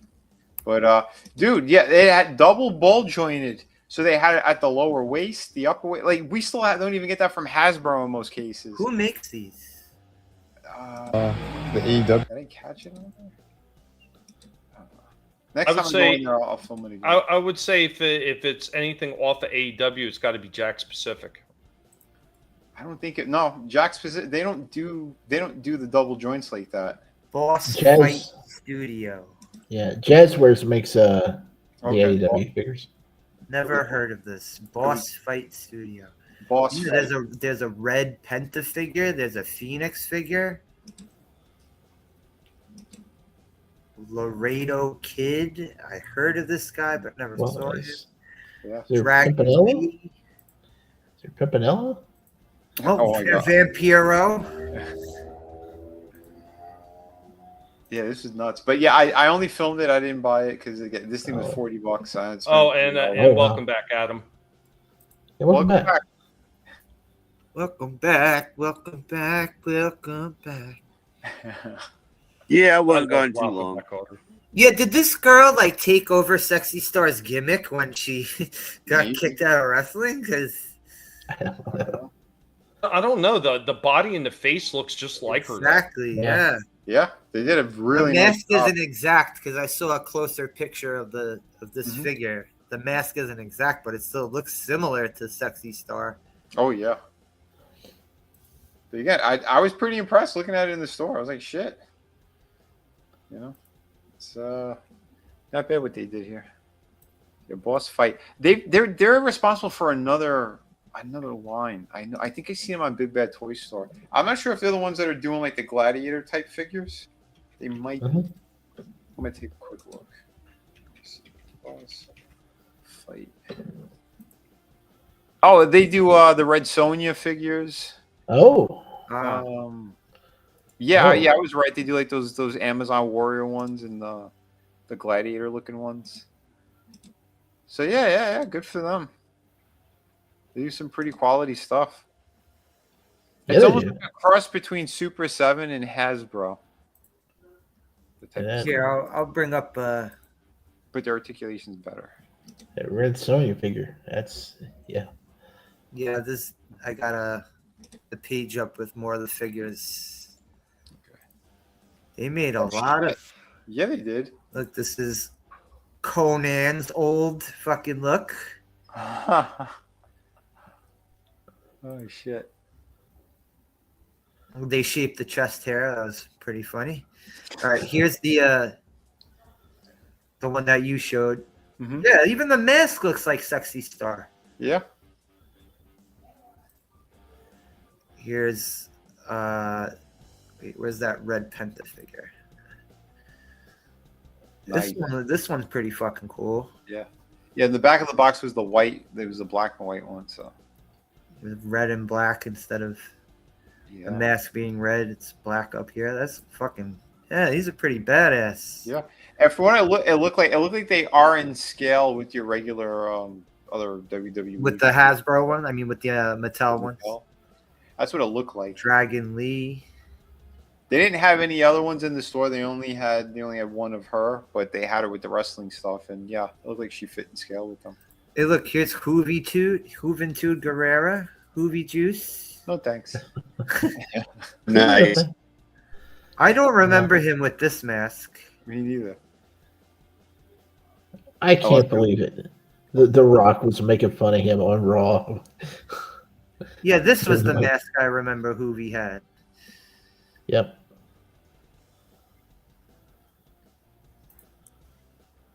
Yeah, here's the Vampiro figure. I'm not a fan of Vampiro, but that's a pretty cool figure. Yeah, they did a nice job. Look, he comes with the ICP mask.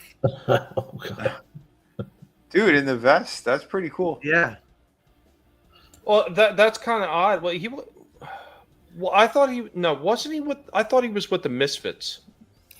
Yeah, and also ICP. Oh, okay.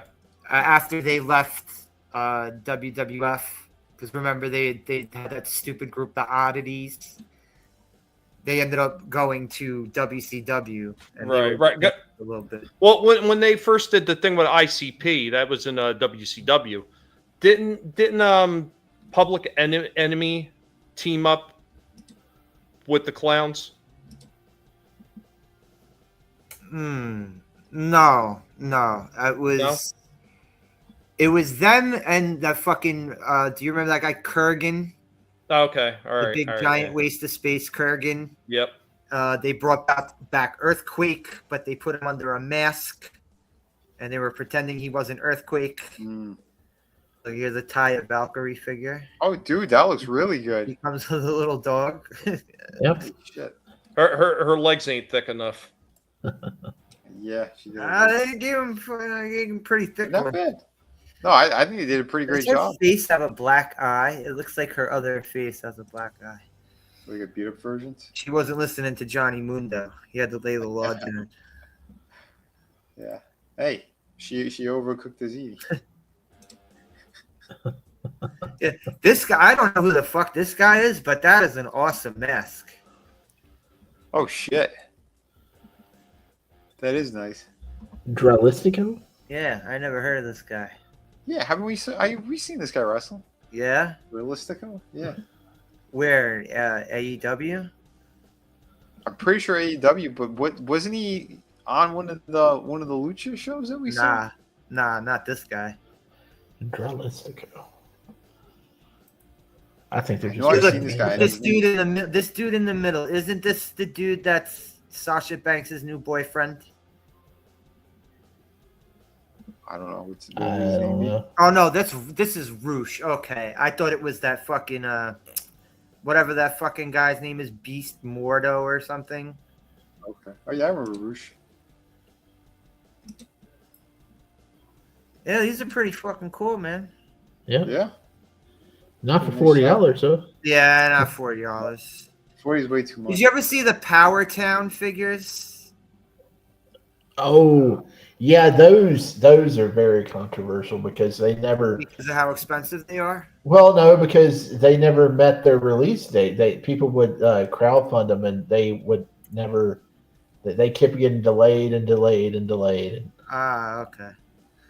Yeah, this is the two I want. I want this Stan Hansen one. And where's the Bruiser Brody one? The Bruiser Brody one is fucking awesome. Here he is. Yeah, he is. Yeah, he is. Oh shit! Yeah, that is nice. Good stuff. Oh, they did the classic Popeye figures as well. Who? Power Town? No, Boss Fight. Oh. From the Lucha stuff. Hey, look, Tommy. Here's your boy, the missing link. This is boy. Yeah, he loves this guy. The Rock and Roll Express. Can't stand that damn guy. He used to get on my damn nerves. Him and that freaking guy that used to wear the bullhead. Mantor? Oh yeah, Mantor didn't last very long. Oh, here's a fucking cool JYD one. Wow, this must have been from back in the day because he doesn't have his beer belly. Either that or they were just being generous to him. Yeah. No, I was seeing this like old school belt they gave him. This is probably from like years before he was in WWF.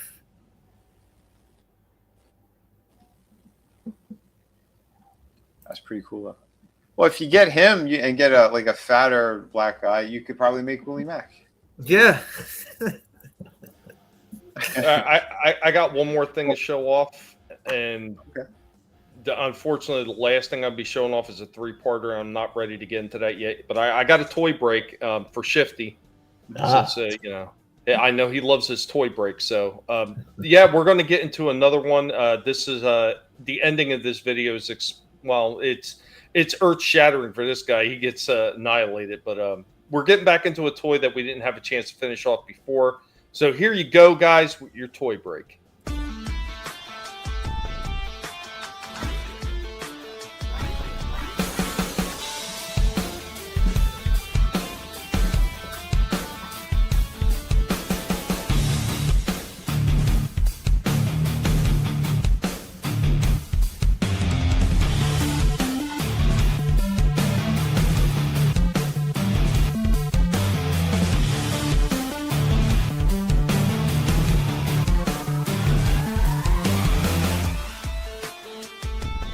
Today we are back for Cheetor to hopefully put an end to him.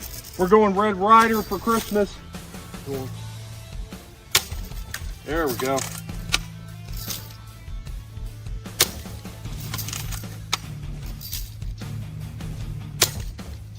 Cut that.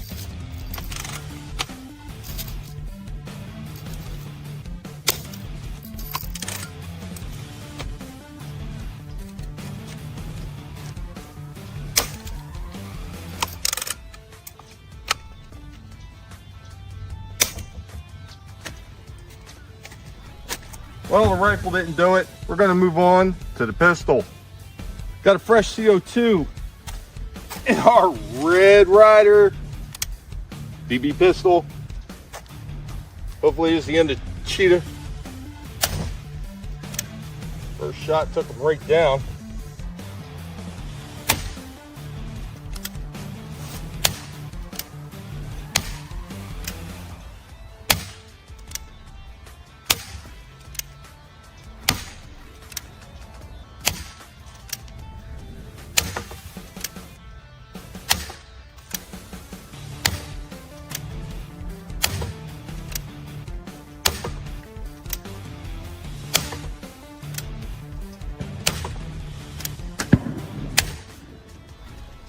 And somehow this guy's got BBs jammed in him all over the place. There's a bunch of small breaks, but yeah, somehow this guy has survived another round of Let's Kill Cheetor.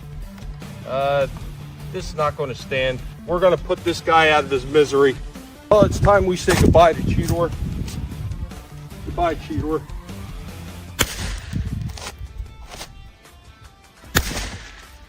There we go with the end of Cheetor. Yeah, that 22 took him apart.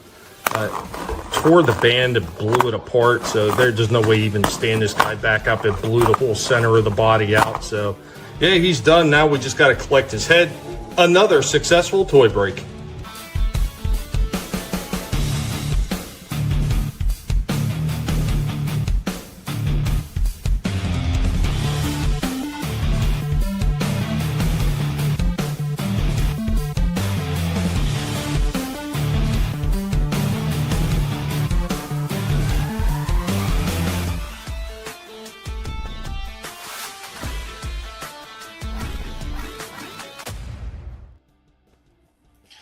I like you treated him like a politician. It was great.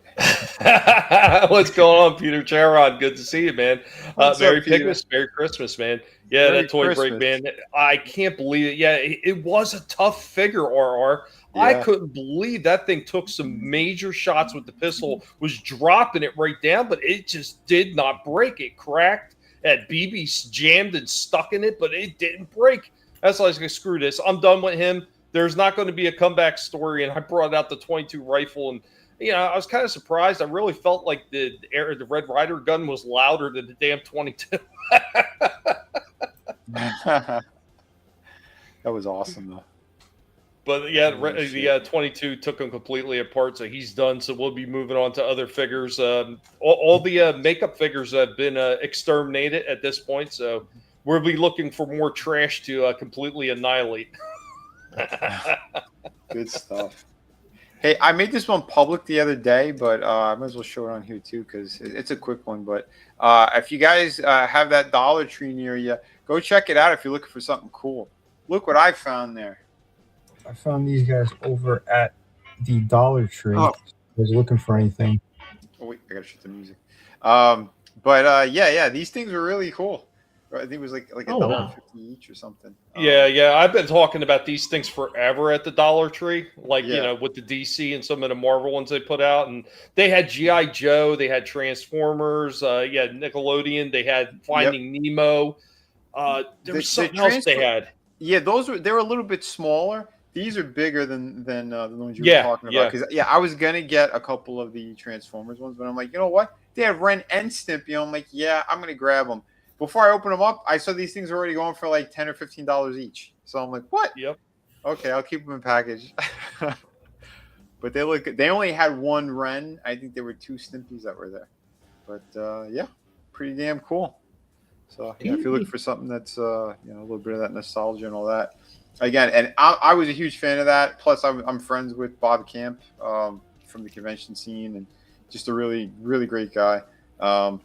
Awesome artist. He also did like the storyboards for the Peanuts movie and all that. The Red Baron scene and those. But he was the director at one point when John Kay left. He ended up taking over the show and finished it off for him. But yeah, I've been a fan of that stuff since I was a kid, and yeah, it's always cool to see them. Yeah, you know what I wish they would do in these mini figurines? I wish they would do a lineup of Peanuts figures. Oh my god, dude, those would do amazing. Well, they do make the reaction ones, but those are way expensive. They're expensive, and some of them look kind of shitty. Yeah. If they do something like this that's more affordable for people, and they put them in those stores, oh, they'll fly off the shelves. That's for sure. And Smurfs, you got all the different Smurfs you could do. Remember they did back in the day? They had something like that. Yeah. Make new ones, or get those molds, re-release them. That'd be awesome. Well, I mean, is there really that many Smurfs? I mean, you got Brainy, Papa Smurf. Dude, Smurf there are hundreds. Yeah, but then all of them are just copycats after those initial. No. You got like Fishing Smurf, you got Astro Smurf. I mean, dude, they go on and on. Gunslinger Smurf. I mean, you don't even realize you're only thinking about what you've seen in the show. That ain't nothing compared to what Peyo put out. There was hundreds. Basketball and soccer Smurfs. Yep. Cowboy Smurfs. When I was a kid, my neighbor, her sons had them, and they were a lot older than me, but you know, they already moved out and stuff. But she still had some of their things like in the basement, and they had like a lineup of them on a windowsill. I was surprised they were still there, but yeah, they were nicely done. I was kind of surprised even for back then. Dude, I just thought of another one that one of these companies get the licensing and do it, and because it would be too far from the original ones in these sizes, really. Fucking Muscle Men. Yeah, I was thinking that same thing too, actually. Yep. Do like an actual color, you know? Yeah, there's a lot they'd be able to do if they were to get stuff like that. You have a bunch of Smurfs. Yeah, I showed up a buttload of them. We still have one of the Mushroom House. Granted, I have to take the heat gun to put it back in the form because it got crushed because of my father, the way he stored it. But yeah, I mean, there's tons of stuff they could do. They could do nostalgia lines like Food Fighters, like all those old toy lines and little figurines. People would suck those things up like crazy. Oh my god, yeah. Guinea Pig Smurf. Yeah, the Muscle Men. California. Damn right. Yes, I still have a few of them too. What was that? California Raisins.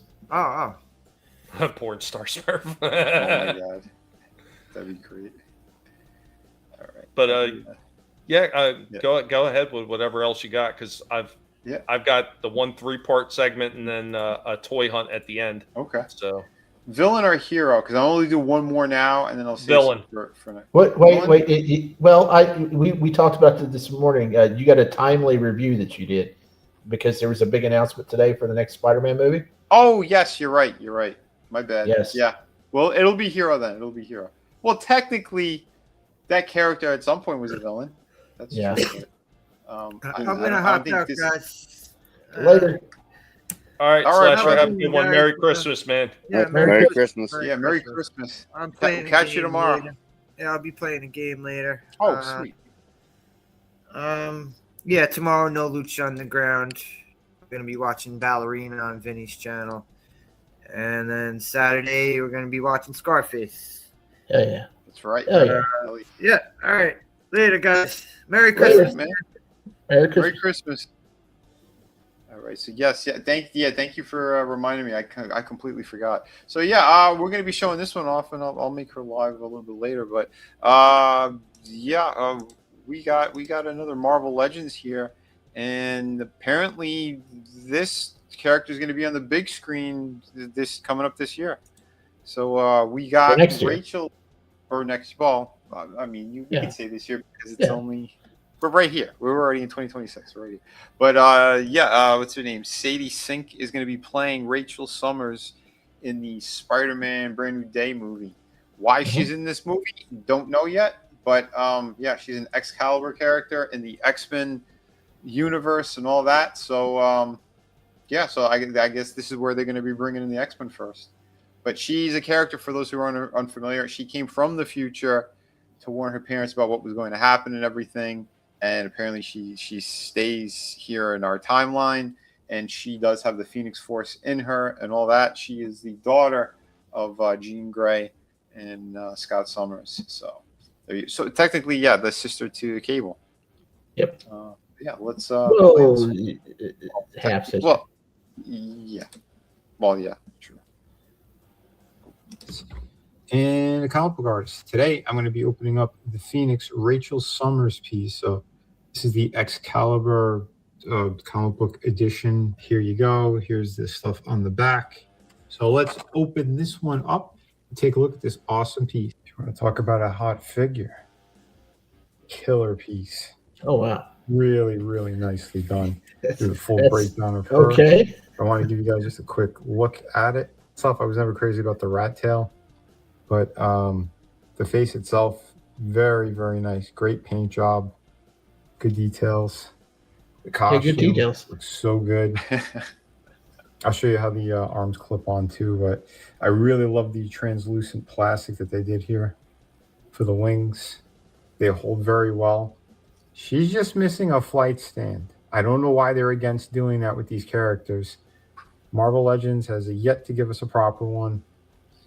So I wanted to show you that Rachel has her alternate head, which I believe these are the tattoos from Ahab, the alternate hands. Now, they falsely advertised that she was supposed to have 2 fisted hands and 2 open hands, and they took one away from each. But yeah, there you have it. And there's her Excalibur book. And I wanted to show you that, yes, you could put the wings on other figures if you want. So I thought that actually looked pretty cool. Like I said, that's the body she should have came with. You know, although this is still amazing, that articulation is a lot better than this one. Here's another nice pose for Phoenix. Yeah, really, really cool stuff here. I love the wings are very solid too once you do have them on. Good connection points. Yeah, you just pop the hands off, slide them all the way down, and then put the hands back on. I totally get why she sold out. This thing looks so freaking good. And I really wish they had the updated body on this though, because like the posability would really be next level. And just for fun, another head swap. I think this actually looks pretty damn sweet.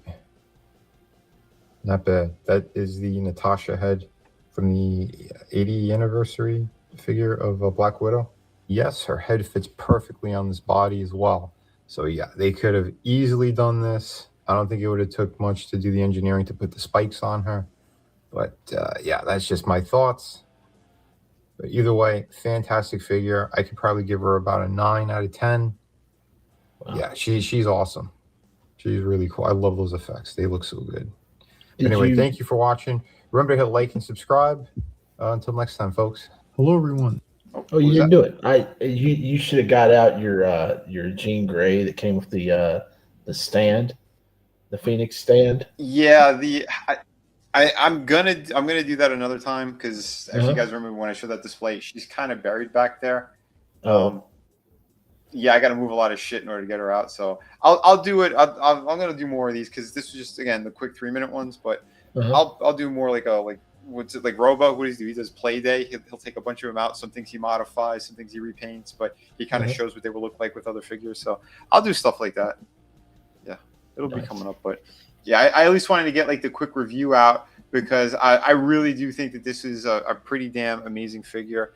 Again, had it been the more updated body and had a flight stand, easily a 10. Easily a 10 if they had done that. But this wave of comic book Marvel Legends it's really good. Just about all of them are bangers. You got the Beast, you got Silver Surfer, you got the Daredevil I showed off earlier, you got this one, you got Black Widow, Feral looks good. Yeah, all of them. Top notch. Yeah, it's pretty amazing what they had done. Yeah, I got to look in to see if I know that Jean Grey, the one that I just showed, that X-Force one.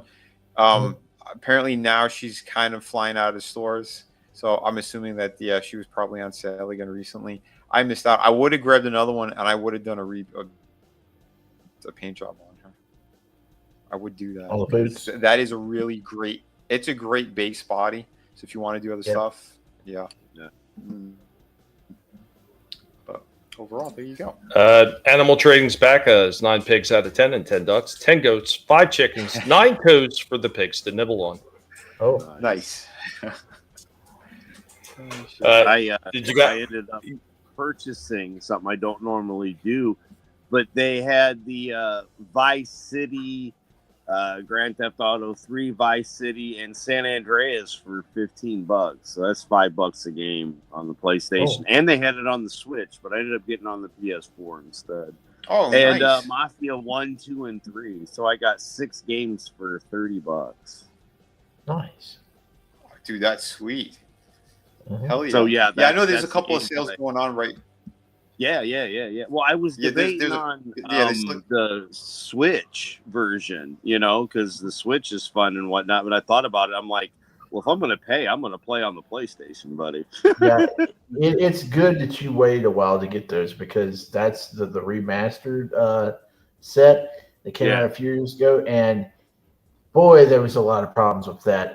There was a lot of problems with that, and Rockstar got hammered with criticism, and supposedly within the last couple of years, they ported the shit out of it, and they corrected a lot of stuff. So it's a good thing you waited on that because they had to fix a lot of stuff on that. That's my magic power and secret. I'm always patient enough to wait. I will pay the least amount because I'm not that kind of like if I don't get because I had it for the PlayStation 2 and stuff. You know what I mean? And I've got a lot of stuff for my 3, but I like playing on the PS4. So wait, I have a question then. So how much did they upgrade Vice City? Is it like a full? It's not like Grand Theft Auto 5 graphics, but it does look better. It looks a lot better. Okay. Yeah. Some of the character models don't look so high. Well, they didn't when it first came out, but they may have improved them. Mm-hmm. Yeah, you need to go look at some side by side stuff. It does look better. So it was Vice City, San Andreas, and what was the other one? 3. Okay. You got 3 Vice City and San Andreas all together for like less than $15. Was Andreas the 5th game? 4th. Okay. Yeah. I thought No. Well, you don't count those as numbered titles. It was GTA 3 and then Vice City and then Andreas. San Andreas. Okay. And then they had the 2 PSP games, then 4, then 5, and 6 is coming out. San Andreas, that's when you can make your character fat or real diesel? Yep. Okay. Now, I will tell you this. The only big difference that they have in these is because of licensing issues, they removed some songs from several of the games. Yeah. Right. Okay. Not a big deal. Yeah. That's nice. Yeah. Awesome. Well, I saw they had the original Tomb Raiders too. They had a 3-pack that was a good price, and then like 5-pack that wasn't. That was like the same. It was like less than $40. I'm very tempted with Soul Reaver. They did the remaster of Soul Reaver 1 and 2. I saw on Switch it's going for like $11.99. Yeah, I got the Tomb Raiders when they first released the remastered. It's good, but the gameplay is really dated. Even with the tank. Well, they put a new control system in there, but still, it's archaic. I don't know if everybody could go back to that because it's Unless you're a classic gamer like I am. Yeah. Might not be too bad, but it's still pretty cool. Well, they got that new. They redid it from the ground up. We showed it on my stream. The trailer. That new Tomb Raider game looks sick. They went back and they redid the original game from '96 from the ground up. One thing before we get off the video game topic, I think they may still be on sale in stores or on websites if you can find it. They had, of course, the Marvel vs. Capcom collection for PS4 and for GameCube, and they were going for like $15. You may want to look around. if anybody still wants it, and see if it's still going for that price. It's totally worth it. Yeah, By the totally way. worth it. Totally worth it. Yeah, They had the I got that Ultimate set. 3 or Ultimate something or other on the online store for kind of about that price. Okay. Very cool. But yeah, there's a lot of good stuff that's out there right now for dirt cheap still. But the time is expiring very quickly on those things. Well, and actually, if you want to find the best deals are going to come up because after the holiday season is over, they've got to liquidate a lot of the shit that they have left over from Christmas. So that's where you're going to find a lot of the really good deals. Well, They're going to be coming up soon. The physical ones are harder to get right now. If there's like smaller games, you could do it's like a quick download, whatever it is, for pretty dirt cheap. They even had the last 2 Leisure Suit Larry games they did, where they went back to him actually being creepy but funny kind of shit. They're like, I think it's like $3.99 or something, and those games were originally like $64. So it'd be worth checking out if you. Yeah, look around in those stores if people maybe find Caddy Chat. It's real cheap after it's possible. I was telling you, man. We got to make these pennies stretch, yo.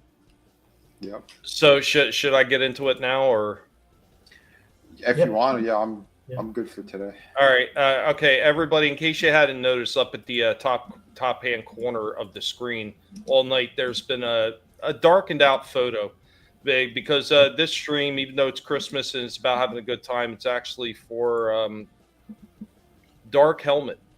This stream is all about Dark Helmet for me, and we're going to explain why. What is basically Helmet's last toy review. This was supposed to be his toy review leading into his retirement, so I'm just going to let the beginning of the video play, and you'll understand what it's all about.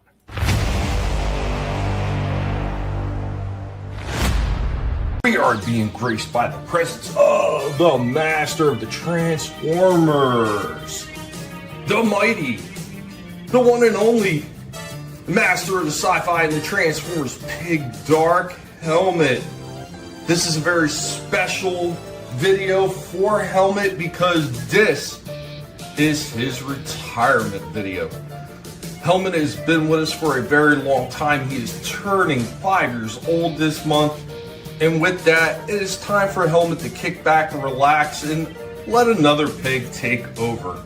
So, by now you already know the new guy's name, and he will be leading the charge for Helmet as Helmet steps back and lives a little bit more of a relaxed lifestyle. So, for Helmet's last Transformers video, Helmet, your retirement party, what do we got? Age of the Primes and Transformers. And we've got Aerial Bot Skydive. This is the last one, Helmet, and this one looks pretty decent. We're gonna get this out of the box. We're gonna see if it stands up to scrutiny. I've heard other people talk about these things looking a little undersized. We're gonna see how this one holds up. Helmet is gonna give you his last review. Guys, be sure to wish Helmet a happy retirement as he moves into chill time. But let's go ahead and get into this review. It is I, Dark Helmet, coming to you for the final time. I know this is supposed to be my retirement video, but unfortunately I am coming to you from beyond the grave. Before this video was published, Tommy had recorded it way in advance and had already moved me into retirement as the videos played on. Unfortunately, on the 22nd of December at 4 a.m., I decided to move on to the great pig collection in the sky.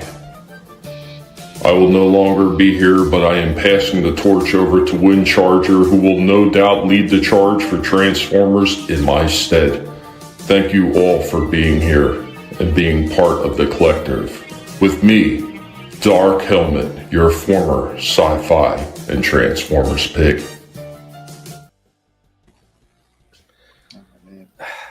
Yeah. Rest in peace, little buddy. Yep. Still, still kind of a pain in the ass to get through, but Yeah, that's what that was for. So I was working on Dark Helmet's final resting place. So giving him the absolute best that I can. Like I said, unfortunately, we had moved him into retirement. He was having problems. He had problems the day we brought him home because the college girl that got the pigs, both Rorschach and him together, didn't know how to take care of him properly, and he developed Shifty. I'm blanking on it again. Respiratory. Yeah. And we've been fighting it for 5 years, and he was doing pretty good for a while, but all the damage that he had, there was no doubt there was scarring on his lungs and everything, and it became too much for him at the end, and he passed on. So yeah. Thanks, RR. Chaos. Appreciate that. Thank you, Iceman. Yeah, he was a tough guy, and he fought it to the very end, trying to hang out. But I'm going to play the second part while I compose myself. Absolutely. We now return to the Transformers. I'm Skydive. Here we go with Skydive right out of the box. I will say the way that they stored him with his arms in like this, his arms are just bent. They're just bent right in the packaging. Like the way they did this is just stupid. They used a softer plastic, I think, in this joint, and they just bent the shit out of it. Hasbro. And of course, as always, we got our new Skydive sitting next to his G1 counterpart. Just G1 counterpart is one I just put together recently. He was in a million different pieces, but he still needs a little bit of work. His joints are a little bit loose, but I mean, pretty close to the original one while going more in favor of the cartoon look. So not bad so far. Once again, Hasbro not understanding limb proportion, and like these joints are actually kind of sloppy. This thing is fucking horrible. These joints are actually pretty fucking weak right out of the box, and he just wants to slop over. Like, wow, this thing is pretty freaking terrible. I am not digging this thing already. And it would be wise to hurry. As far as some of the articulation, he does have a decent amount of articulation. Get him some pretty good movements. So there is that. Got the rock down at the feet. He's got the bend at the knee. I believe it's only a 90-degree bend. Yeah, 90-degree bend. Does have the turn right there. The movement up there in the hip. Got the turn right there. Movement at the shoulder. Only the back kiblet's getting away a little bit. And the head is... It's got this kind of back thing there, like it looks like it's part of the transformation, but as far as like pivot or anything, there's really nothing there. There's like no movement in his head. Pretty lazily done. It does have a waist joint as well. And he's got the rock down in the feet. As I said, the joints are pretty lousy on this one, pretty sloppy. So if you want to stand him up, you are going to need a stand. This guy's not going to do any crazy action poses all on his own. The Transformers will return after these messages. Yeah, another one that looked really good on the package art, but kind of failed to deliver. I didn't do helmet talking through the whole video because I don't think I would have been able to stomach it. But, it was kind of a shame. When I recorded these all in advance, I kind of wish that I would have did the Venom figure as his final figure, because that one was a banger, and it would have felt, I don't know, it would have felt more fitting for him to go out in something like that than this one. Oh, shit. It really is a shame because it looks good on the package art. I mean, they make it look like this is going to be a banger, and then you start like loose joints, it's flopping all over the place, and damn. Yeah, and losing him sucked, dude. I've been out of it for multiple days. Vinnie could tell you I just like disappeared off online completely for a few days there. I didn't say nothing to nobody. And the first person that called to check in on me was actually Vinnie, because he is like, yeah, I figure I'd give you a few days. I know you were having problems with helmet, and I was already starting to work on this casket. But yeah, I mean, real quick again, that's kind of like what I got going on the front of his casket already. And I'd already moved into staining, and holy shit, man, it doesn't look 10 times better already with the stain on it. That's awesome. So, giving him the proper, best I can. Yep, the proper send off like that too, man. It's beautiful stuff, man. Yeah, they're finally together again. It's crazy though. I mean, with all the problems he had, 9 months he went further than Rorschach. It's just crazy. It's wild. But the new guy is going to be taking over 5 years, 5 to 7 years. I mean, there's a rarity every once in a while you get an 8-year pig. There's a lady who has a guinea pig channel. She had one that was like 8 years old he lived for, which is an extreme oddity. But there wasn't a whole lot because of Helmet and the God damn it, the respiratory illness. Because of that, there wasn't a whole lot they could do for him because I had taken him to multiple vets. There was just nothing they could do. Thanks, Frankie. Appreciate that. Yeah, it was something that I knew was coming. I thought I was better prepared for it, and I wasn't. Yeah.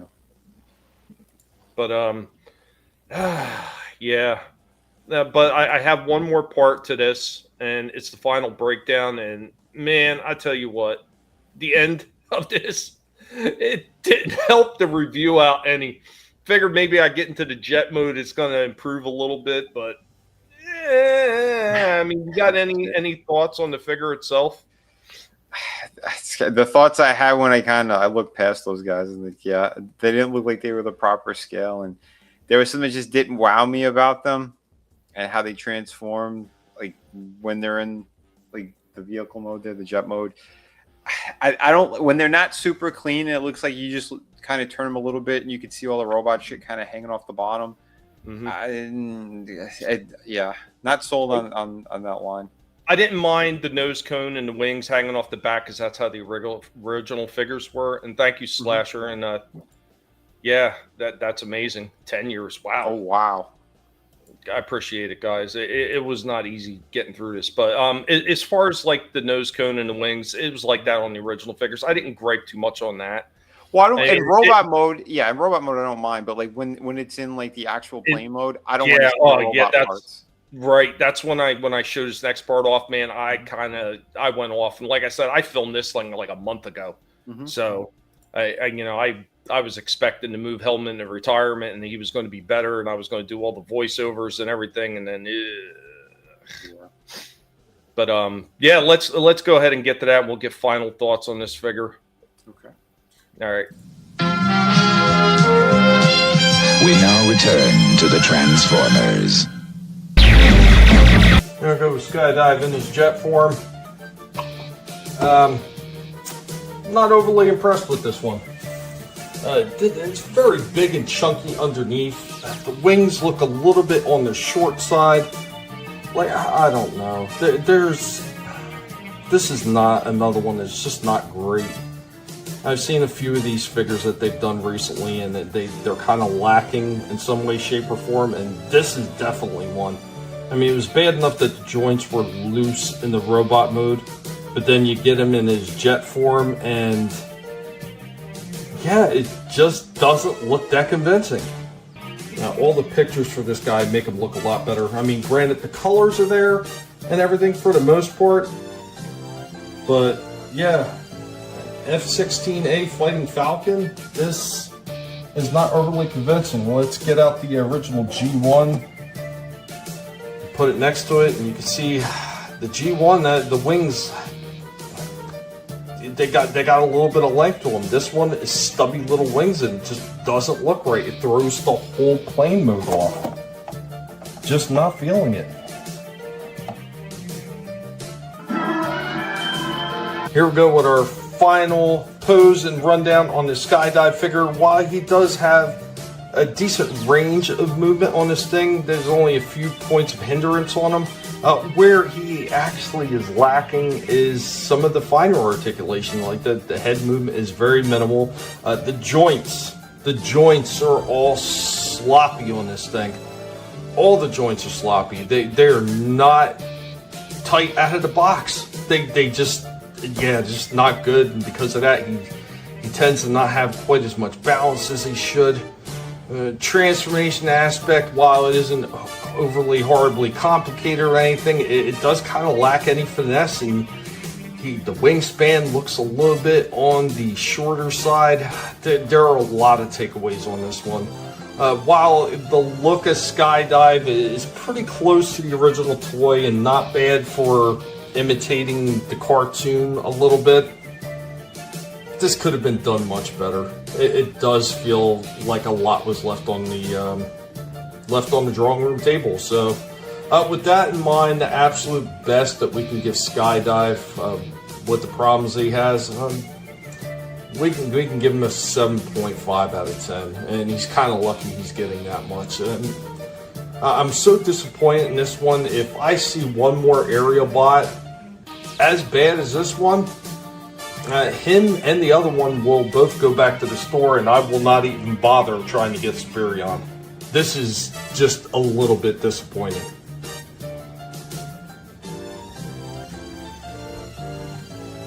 The Transformers, more than meets the eye. The Transformers.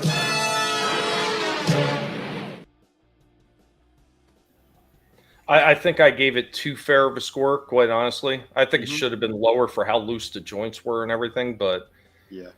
I mean, the coloring and everything like that was there, and they did a lot to make it kind of look like the cartoon while still capturing the original G1, but like there was huge takeaways. Like, I agree. The paint looked good, like aesthetically, like it does look good to the eye, but yeah, plane mode sucked, and like you said, loose joints like that, that's no excuse, man. You know, there's no excuse for that. Has trash, bro, trash. I did the best I could. Oh, I'm sorry, Adam. Go ahead. Loose joints. Loose. Yeah. They're just so loose. Loose joints. It looked like a big blob of plastic, man. Like when you were, trying to pose them and stuff. Like it just, like no F's given. Yeah, just rolling into a ball. It looked about as posable as Cheetor after I hit it with the 22. Pretty much. Yeah. Yeah. Although Cheetor, he stood. When he had no like inner core whatsoever, it still stood. He was still standing. He took the Red Riders. He took some 22, and he still was standing. He's like, "You never knocked me down, Ray. You never knocked me down." Oh, that second shot with the 22 was it for him, though. It took us whole leg off. I tried to do that every time to try to, to show you the absolute best that this figure can look by trying to get in some fabulous poses. I always try to do that the best I can. Sometimes the limitations are so bad I can't pull him off as nice as I would like. But, I mean, he has good range of movement, but with weak joints, and it becomes difficult to pose him. Yeah, 7.5 out of 10, 10 goats, 10 ducks, 5 chickens, 7.5 toes to be nibbled on. And they needed all 7.5 toes to be nibbled on for that. And that played mode was a big miss. It was a miss. It was a mess. Oh, God, man, that was terrible. Terrible. And it really is a shame because I liked the aerial bots. It was like, it was the second combiner team that I ever got because I'd gotten all the Constructicons, because they were singly sold, and then later on they had like a Comic-Con, whatever, exclusive gift pack where they sold all of them together. The aerial bots I got off a friend, and he had the gift set. So I got all 5 aerial bots in one big shot in the gift set. And it was like, wow, like check this out. I got them all together, paid a decent price because I bought it off a friend. He just sold his freaking Transformers. And this is when I was like maybe 13 or at best, maybe. Mm-hmm. And I was so freaking happy with them. I thought they were so cool when they started releasing these, and they looked very similar to the old toys. And then with the cartoon aesthetics, I was like excited about it. I was like, oh man, these look sharp. These look sharp. And then I got the first one I got was this guy, and it was just a mess. And I was like, yeah, all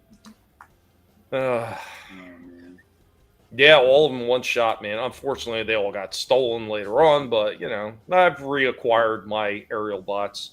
I'm still trying to fix some of them because I got loose joints. Like this guy. Tell you the truth, I think my G1's got tighter joints than this guy does.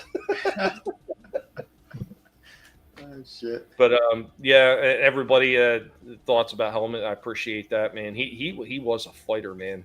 Yeah. 12:30 in the morning, he started fighting. and he was struggling, and he stayed with me until 4 a.m. 4 a.m. because he didn't want to give it up. Man. Yeah. Blessed to have wonderful memories of Helmet that doesn't take it away. Yeah. I in that little piece that I put in there, I actually had a real fucking hard time getting through that too. But I'm working, and believe me, Chaos, remember I said Rorschach. The grief kind of flowed out of me, and I was able to just about completely finish Rorschach's song. There's just one more instrument I want to add into his song. But his song is pretty much recorded and done, and I've already started on Helmets. I've got the bass beat for Helmets already done. A few of these guys have already heard it. So, yeah, I'm going to get both of them done. And, I mean, I guess it kind of makes sense to get them both together because they were Cage mates. They were Cage brothers from the time I got them. So, they'll wind up getting both of their videos released together.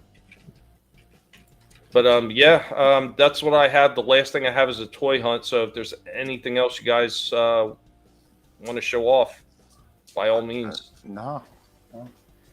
I'm good for today. Yep. Yeah. We had a lot of stuff. All right. Now, I was just checking Shifty's all done, too. Yep. He said, yeah. Adam, you're good, buddy? I am good, sir. All right. Well, last thing we're going to get into is the toy hunt. Once again, I want to thank everybody. Still. How did he do it? I want to thank all of you for coming in for our Christmas special. Yeah, he'll always be with us in spirit. You're damn right. I'm hoping that he left some good teaching moments for the new guy. So he needs to get his act together. But there is a possibility, and it's kind of weird the way it happened. As soon as Helmet passed, the wife just happened to look because she works the dispatcher for animal control and stuff. Two pigs came up, cage mates. They came up for adoption, so there's a good possibility we might be getting 2 to replace Helmet because Helmet needs 2 pigs to replace him. So. Well, we'll see. We'll see if it happens. If it does, that's going to be awesome. Wind Charger, I'll have some new friends to play with, and maybe one of these pigs is going to have some common sense. they'll all learn a little common sense together. Yeah, two pigs. Yeah, man. Wind Charger, the commander of the wind. He's a nutbag though. But let's go ahead. We're going to get into the toy hunt. A lot of interesting stuff that I'd seen in the past couple of weeks. So show you all the interesting shit that I seen at Target and Ross.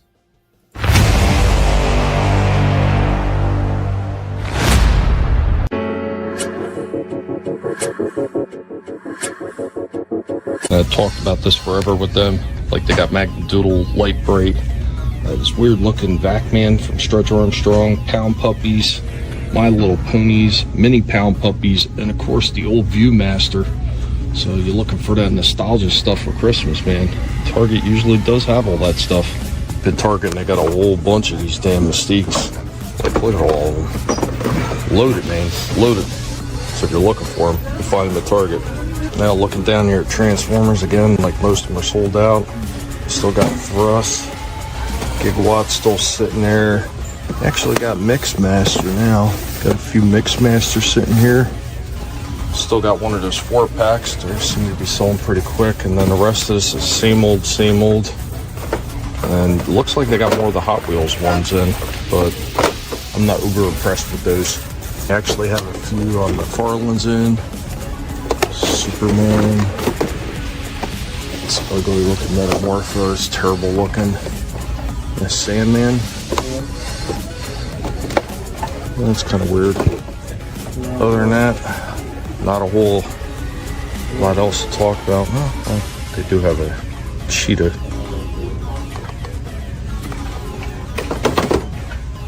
Yeah, that's what you call the Ross Christmas Jumble.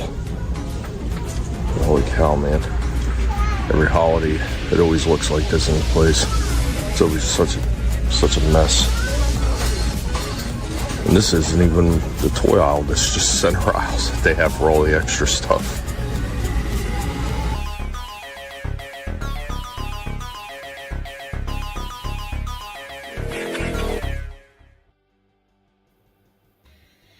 Yeah, there we go with that. And the funny thing is, like the Magnadoodle, the Viewmasters and Pound Puppies, when I went back like a day before to pick up more food for the pigs, that shit was all sold the hell out. Wow. Last minute, like all of it, the whole end cap with all that stuff was gone. I am super surprised with that Mystique because, like Shifty could tell you too, that thing sold out everywhere, and yours has just got like a whole shipment of them. That's wild. I keep telling you, man. I keep seeing a lot of that shit in some of these stores. Yeah. I know the Mixmaster. Apparently, there's been a truckload of them everywhere. They just Walmart. Last time I went to Walmart, Target, they were just fully stocked with just like Mixmaster only. That's crazy. But, and see, when I first saw him, I was worried I was never going to find him again. Yeah. So I picked him up right away with the spare change I had squirreled away at the time. Mm-hmm. And now there's like an assload of them. I mean, I'm glad to have the set done. But yeah, man. Happy holidays to you, Keely. Merry Christmas. You're having a good one. Absolutely, man. They're in Hong Kong. That's crazy. But Ross, wow, what a freaking mess. And you want to talk about a mess? If you ever go to that DD's place, it's worse than Ross. Wow. Now, believe it or not, you got tons of room to move in Ross compared to DD's. I will put it that way. Now, is it just it's the letter D twice, or is it? Yeah, two D's. Okay. Yeah, I've never heard of this. Double D, baby. Hey, double D. I know that there's this great chick that I know that she got triple D's, but that's a different thing altogether. That's a different story. Yeah. But I guess we're gonna move right on to outros, and these guys are gonna let you know everything is going, that they got going on or is coming up. And once again, thank you to everybody for their thoughts for poor Helmet, and I will keep everybody apprised what's going on. Eventually I will make a post on my YouTube account and on Twitter as well over his passing. I've just been trying to, get through getting all his stuff together first with his final resting place, and trying to get the music started for him, trying to nail that all down so I can put everything together and give both him and Rorschach the proper send-offs they so rightly deserve. I can't believe it's taken me this long to freaking get Rorschach's done. Unfortunately, when I'm feeling down is when I become the most creative. Vinnie and I were talking about this. It's nuts how that shit happens. But as soon as that happened, like everything just kind of popped into place, and I knew what I needed to do for Rorschach's song, and it just all fell together. And Helmet's just like inspiration, just pow. This is the beat I want for Helmet. And created it. So weird shit, man. Weird shit. But go ahead and let these guys let you know what they got going on, and give you their final thoughts for the night. Once again, everybody, thank you for being here with us and hanging out with us. So let's go ahead and kick it on over. Hey, Prime, what do you think Megatron's gonna do to Starscream? Nothing gentle, I would say.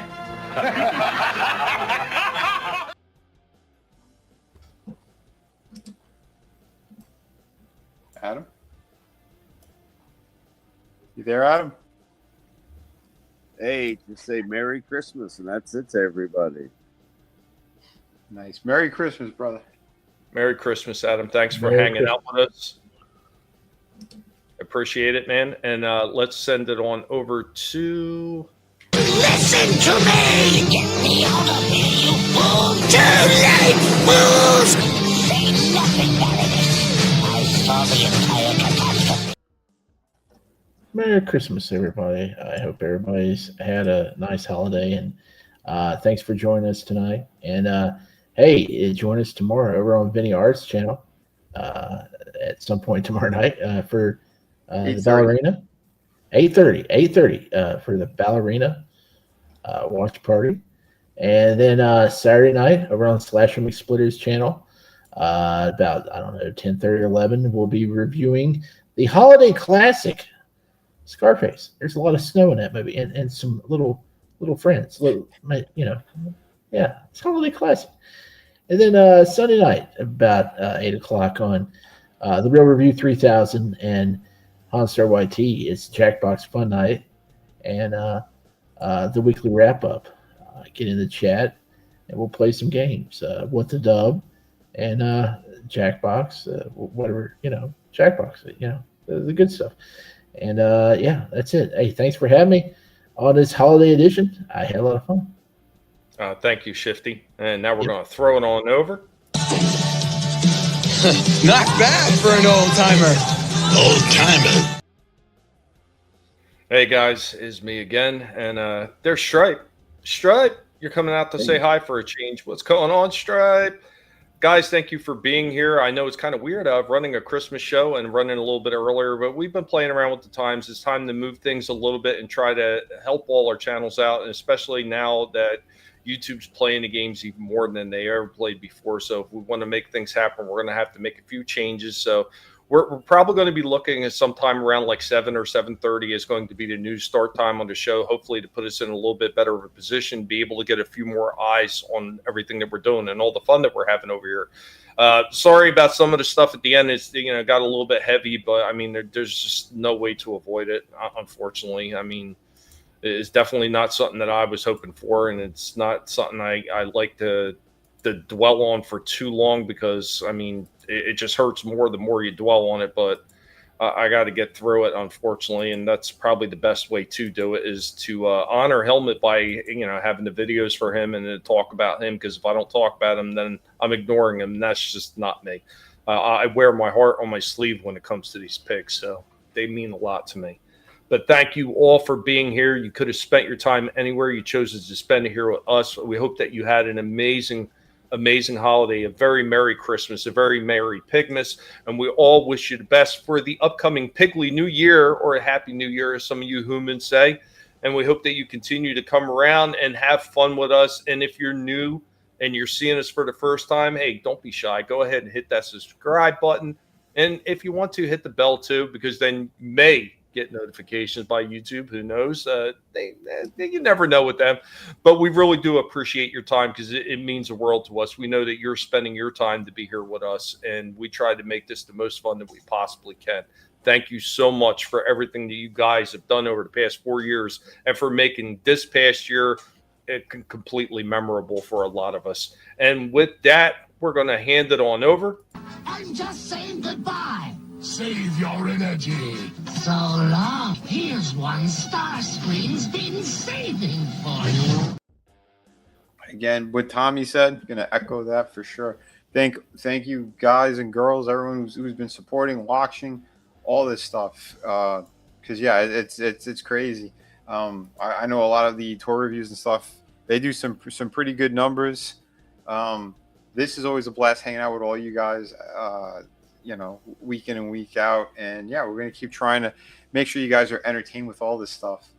Speaking of which, tomorrow night we're going to be doing Ballerina, 8:30 on my channel. That'll finish off the John Wick stuff. And I thought the movie was a lot of fun. So if you guys haven't seen it, you can watch along with us. I'll drop the link. It's like the off-air one, so kind of like how we do the Dexters. And yes, we're going to be finishing off Dexter season 7 on Sunday as well. But in the meantime, guys, please continue to sign up for City of Venus 2. I literally have 2 pages left to paint, and then doing all the lettering. So City of Venus 2 is coming at you before you know it. We have 74 signups right now. Let's get that extra bit. Let's hit 100 signups. That'd be fantastic. Get the word out there. Let everybody know. This is coming at you before you know it.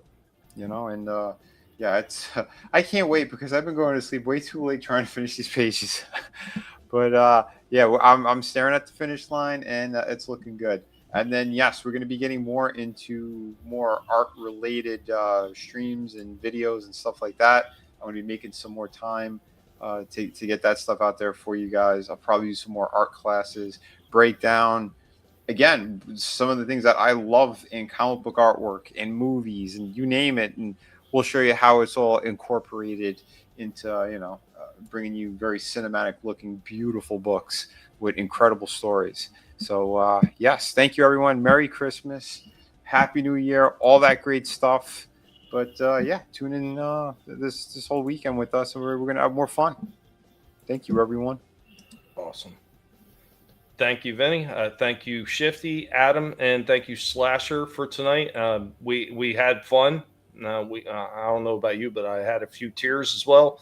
And once again, just an amazing time to be able to come on here and share it with all the stuff that we enjoy.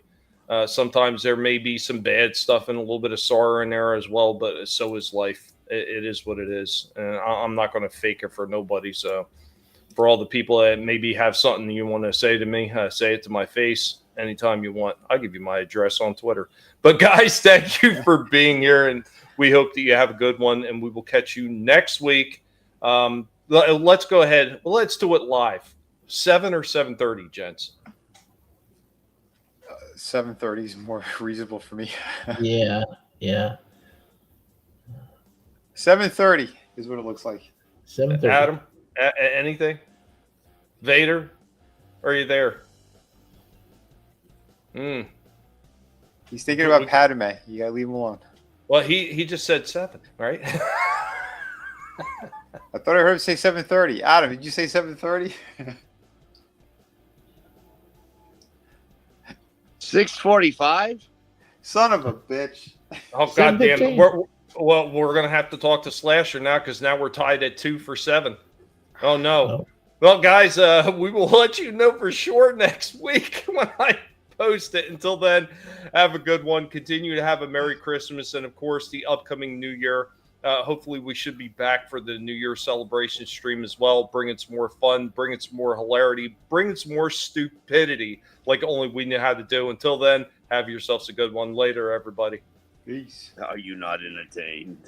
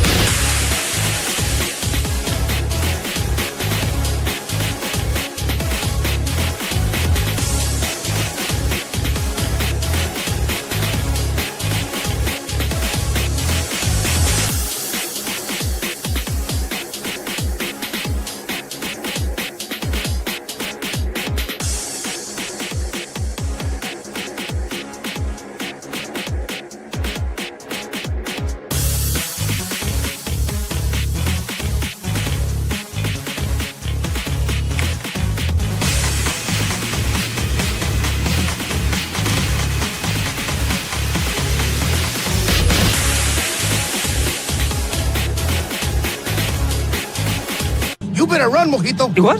I thought you said don't move. That was before. Now, you run. Adios, amigo.